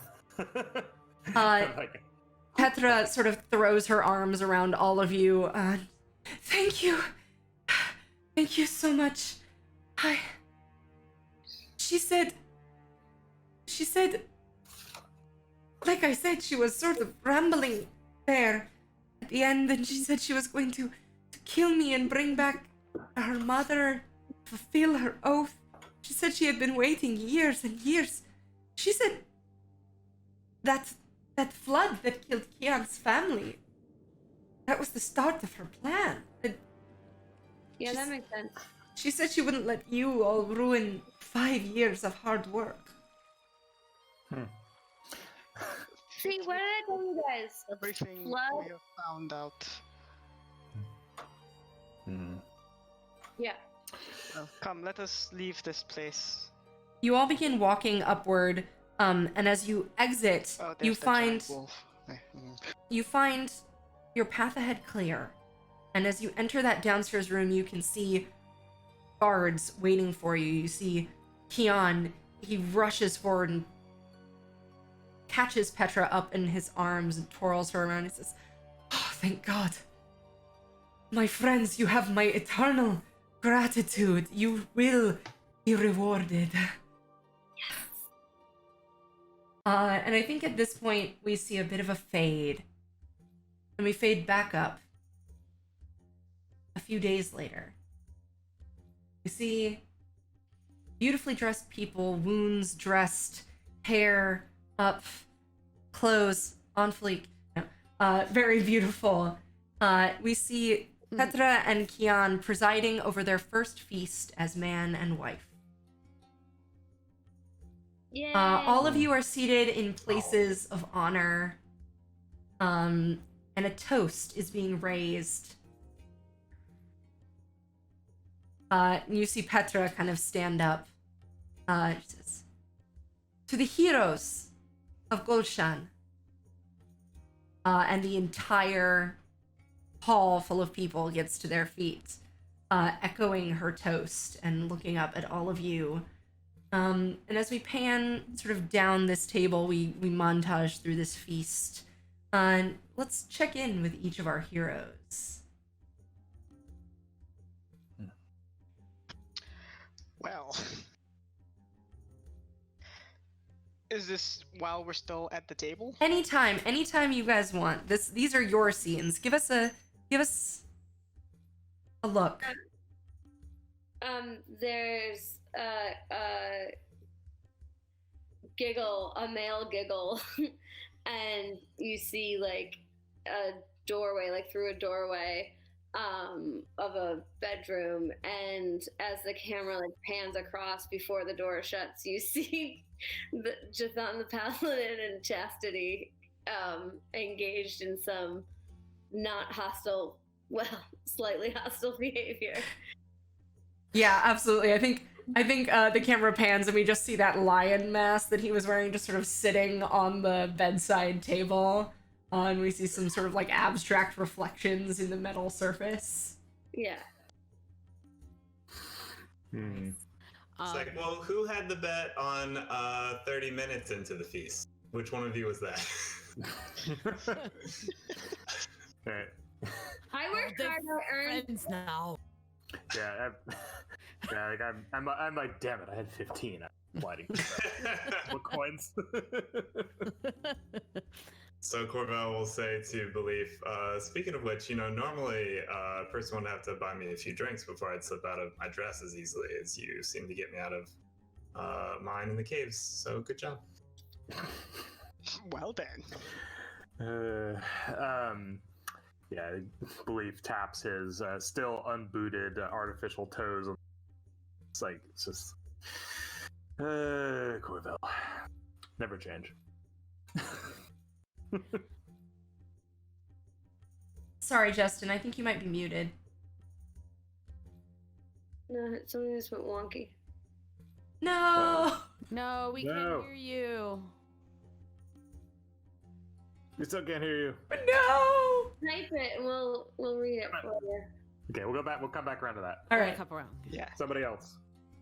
So Zozo is sitting with his plate piled high with his favorite dumplings, which he's been served at the table. Oh, yeah, there are servants bringing out just trays specifically for you.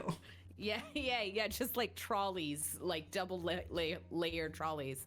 And right beside him on the table is a beautiful sculpture of something like a desert shepherdess painted sort of like an 18th century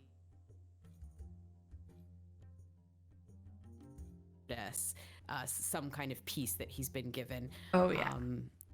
That keeps looking at it and then looks at the dumplings and eats the dumplings. And he might be sitting next to the halfling, I think, who he met at the party. And when he's not stuffing his face, they're talking about paintings. Yes, definitely. Javed has been giving you a tour and has kind of arranged for maybe a brief jaunt to another nearby locale of artistic interest. Yeah. I think he's cleaned up well, too. He doesn't feel like he needs to wear armor anymore. And he's saying, Oranges you paint, small lady, are prettiest oranges ever seen. And kind of. yeah, and she kind of says, you know, I have a gift for you. Oh? This was the dwarven woman from the party, right? Yeah. Yes. the dwarven woman And from she the party, pulls out another box, and you open it, and inside there is a mask made for your face that is painted in that similar style. Oh, and his eyes just get even bigger and probably start to water a little bit, like happy tears and like Says- glisten. Don't cry, I only just finished it. You can't ruin the paints. Oh, don't worry. Zozo not ruined. Zozo treasure forever. Thank you. And he just kind of looks at it. He's like too delicate. He doesn't want to ruin it. You can tell it's probably one of the best days of his whole life. All right. Can you guys hear me now? Yes! Yeah. All right, let's cut back to Sorry Corval. about that.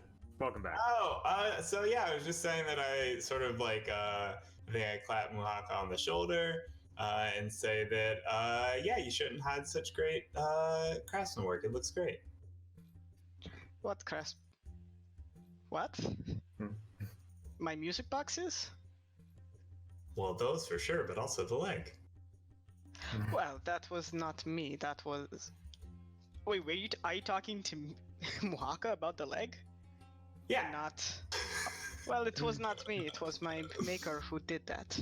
And so then Corval is like, right, that was what I said all This is why she looks very like there's this confusion. Like, huh? He says, anyway, you should all come to visit me in Avernia. I think I'll be there for some time now.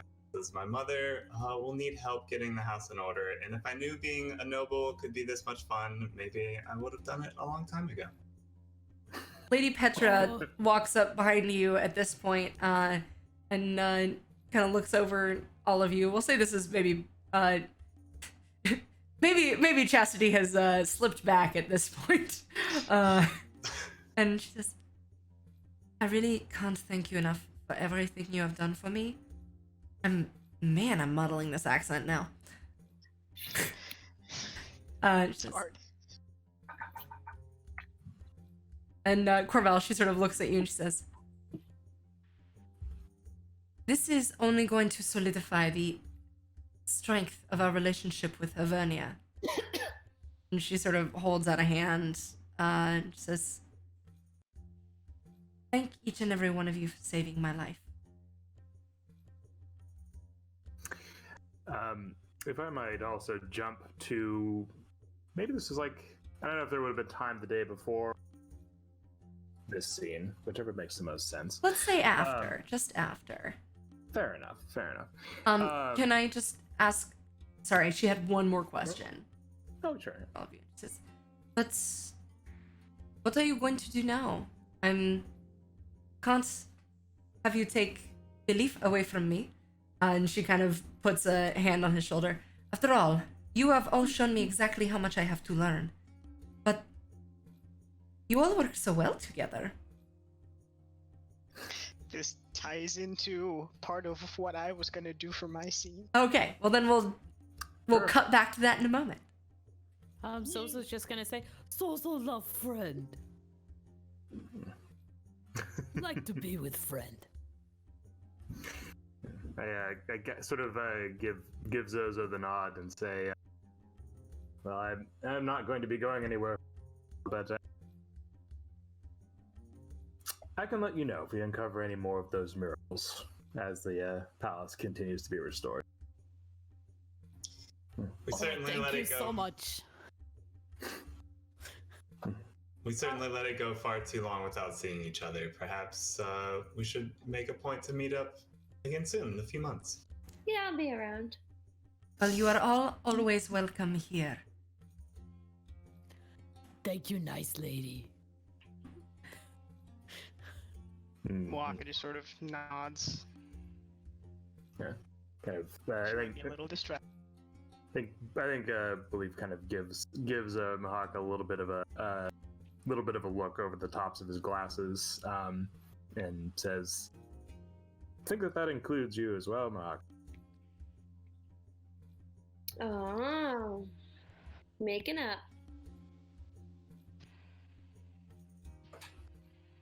She said that out loud. I know. Chastity has no filter. Anastasia, you said there was a scene you wanted to do? Yes, which is probably a little beforehand. Okay. She would have spoken to Nasarine. Yes, Nasrin Dalia, yeah. We see like a cutscene of them talking. Mohaka hands over the book. Nasarine gives her a paper. It has a bunch of information on it. Mm-hmm.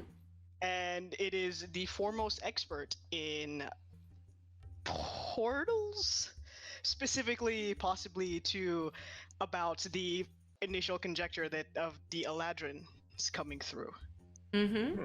And we see here there's a cart. There's now she has as a gift what she requested was a traveling cart. It seems she is ready to go research more on the Eladrin portals and possibly find a way there.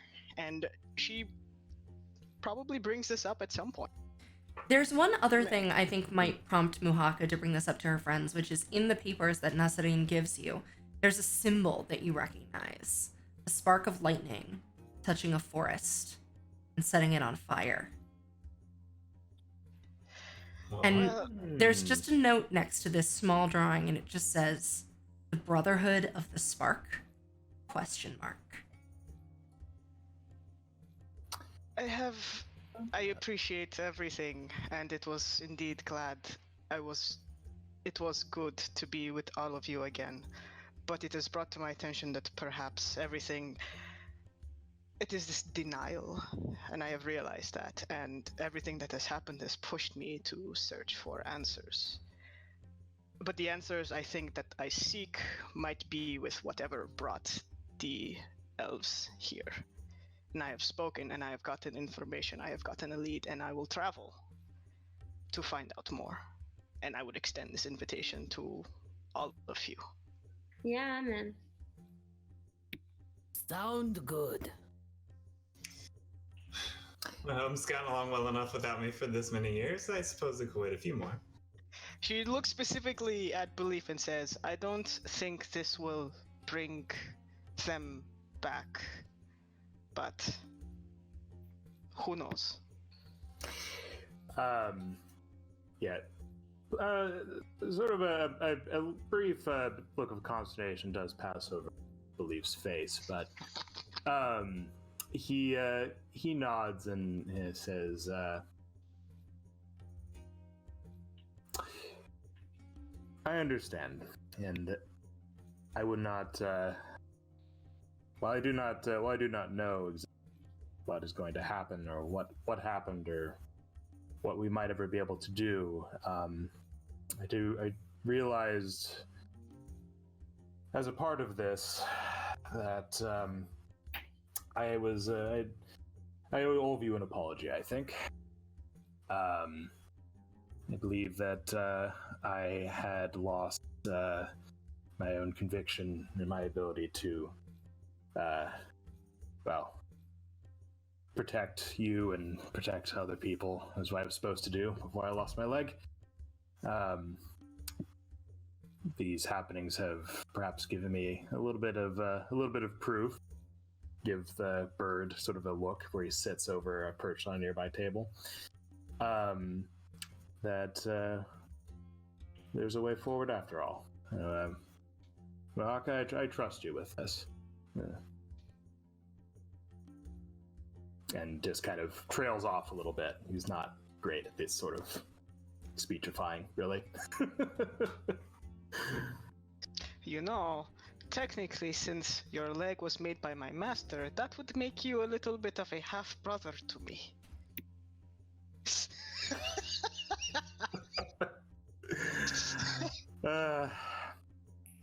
Well, I appreciate your trust.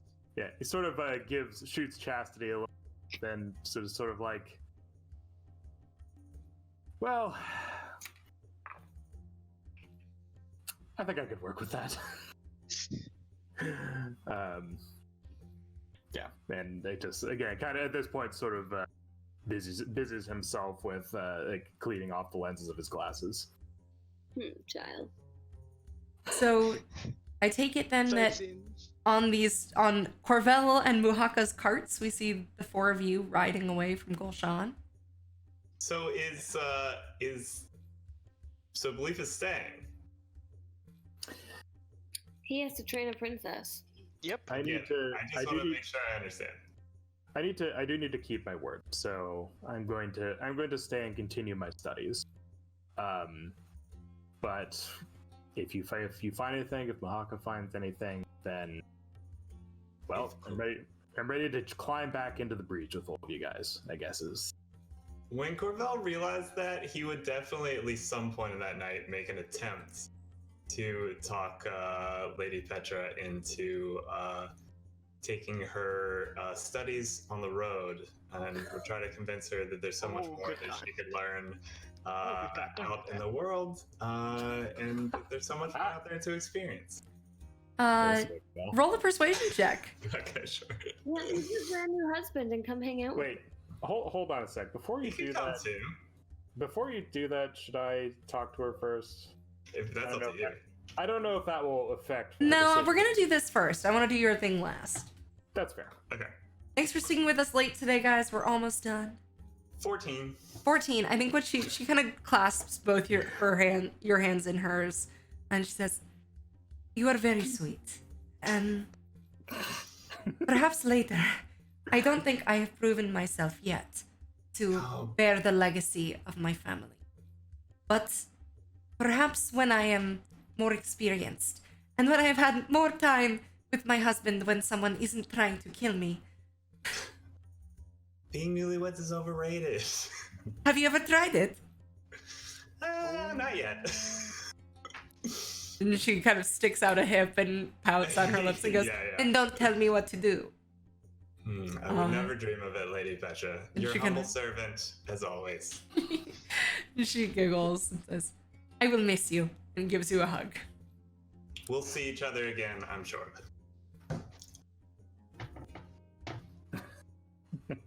As the two carts ride away, I think we see sunlight streaming through the high window of the library in Golshan Palace.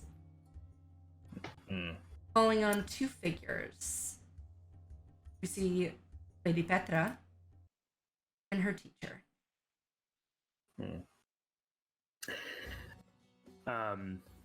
So I'm talking to her as we have come into this and say, we didn't exactly have time at the, what with everything that was happening back then, but certain events led me to believe that perhaps there is more of Elsadon's legacy hidden somewhere here in Golshan. Don't you think we've had enough of that for 1 week? I believe that this is This is not another giant monster, suffice it to say. I pull a piece of paper out of my pocket and I've smoothed it out on the table. Say, I was talking with your cousin, Jathan. I believe that he believed that possibly the sword of Elsa is hidden somewhere here in the ruins. I don't know if that's necessarily true, but nonetheless, proof. Kind of nod to where he's preening himself on a nearby shelf. He brought this to me, and it looks like maybe there's something hidden here in this very library. Look here, and I point at the picture, which shows that there's a statue in the library, which is Elsadon with arm upraised. So you can see that the statue used to be over there instead. And there's something else here, something about light being the key, or something to that effect. I'm not entirely sure if that's light in the literal or metaphorical sense, but as you can see, the statue once had a shield and was in this other location. So perhaps, if we recreate this scene, something might be revealed. We see a montage of you and Petra trying to move the statue and failing, and eventually, after this speeded thing passes, we see Petra sort of standing up on a pile of books to get up to the height of the statue. And raising her hand, and in it just appears a beautiful blossom of light, which narrows into a beam.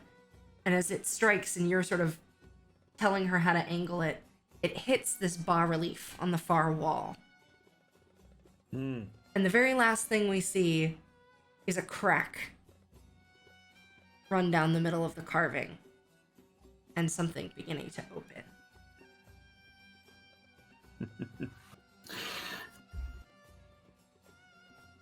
And the scene. Guys, thank you so much for coming with all of us and with me on this journey. It's been super fun for the last 6 sessions. Please tune in to all the other great projects that ManaPot and the community are doing. Go check out Justin's new game on Kickstarter. We just played it last week. Super fun. Yeah. Yeah, you can check out the previous stream and all the old streams of this, of course, as well. Yeah, go to our YouTube if you're looking for any of our older material. Thank you, and great game to all my amazing players. Yay! Thank you. And Yeah, thank you so much, Lazar, for putting this together. It was Yeah. amazing. Awesome game, awesome DMing. Thank you. So Yeah. much fun. Sad Um, done. if you guys are ever interested in seeing more things like this, more of this story, let us know on our social media channels, on our Discord. We want to provide gaming for the community, by the community. So if there's something in particular that you want, let us know. In the meantime, thank you all so much, and come game with us. All right, stick around for the raid. Bye. Bye, guys.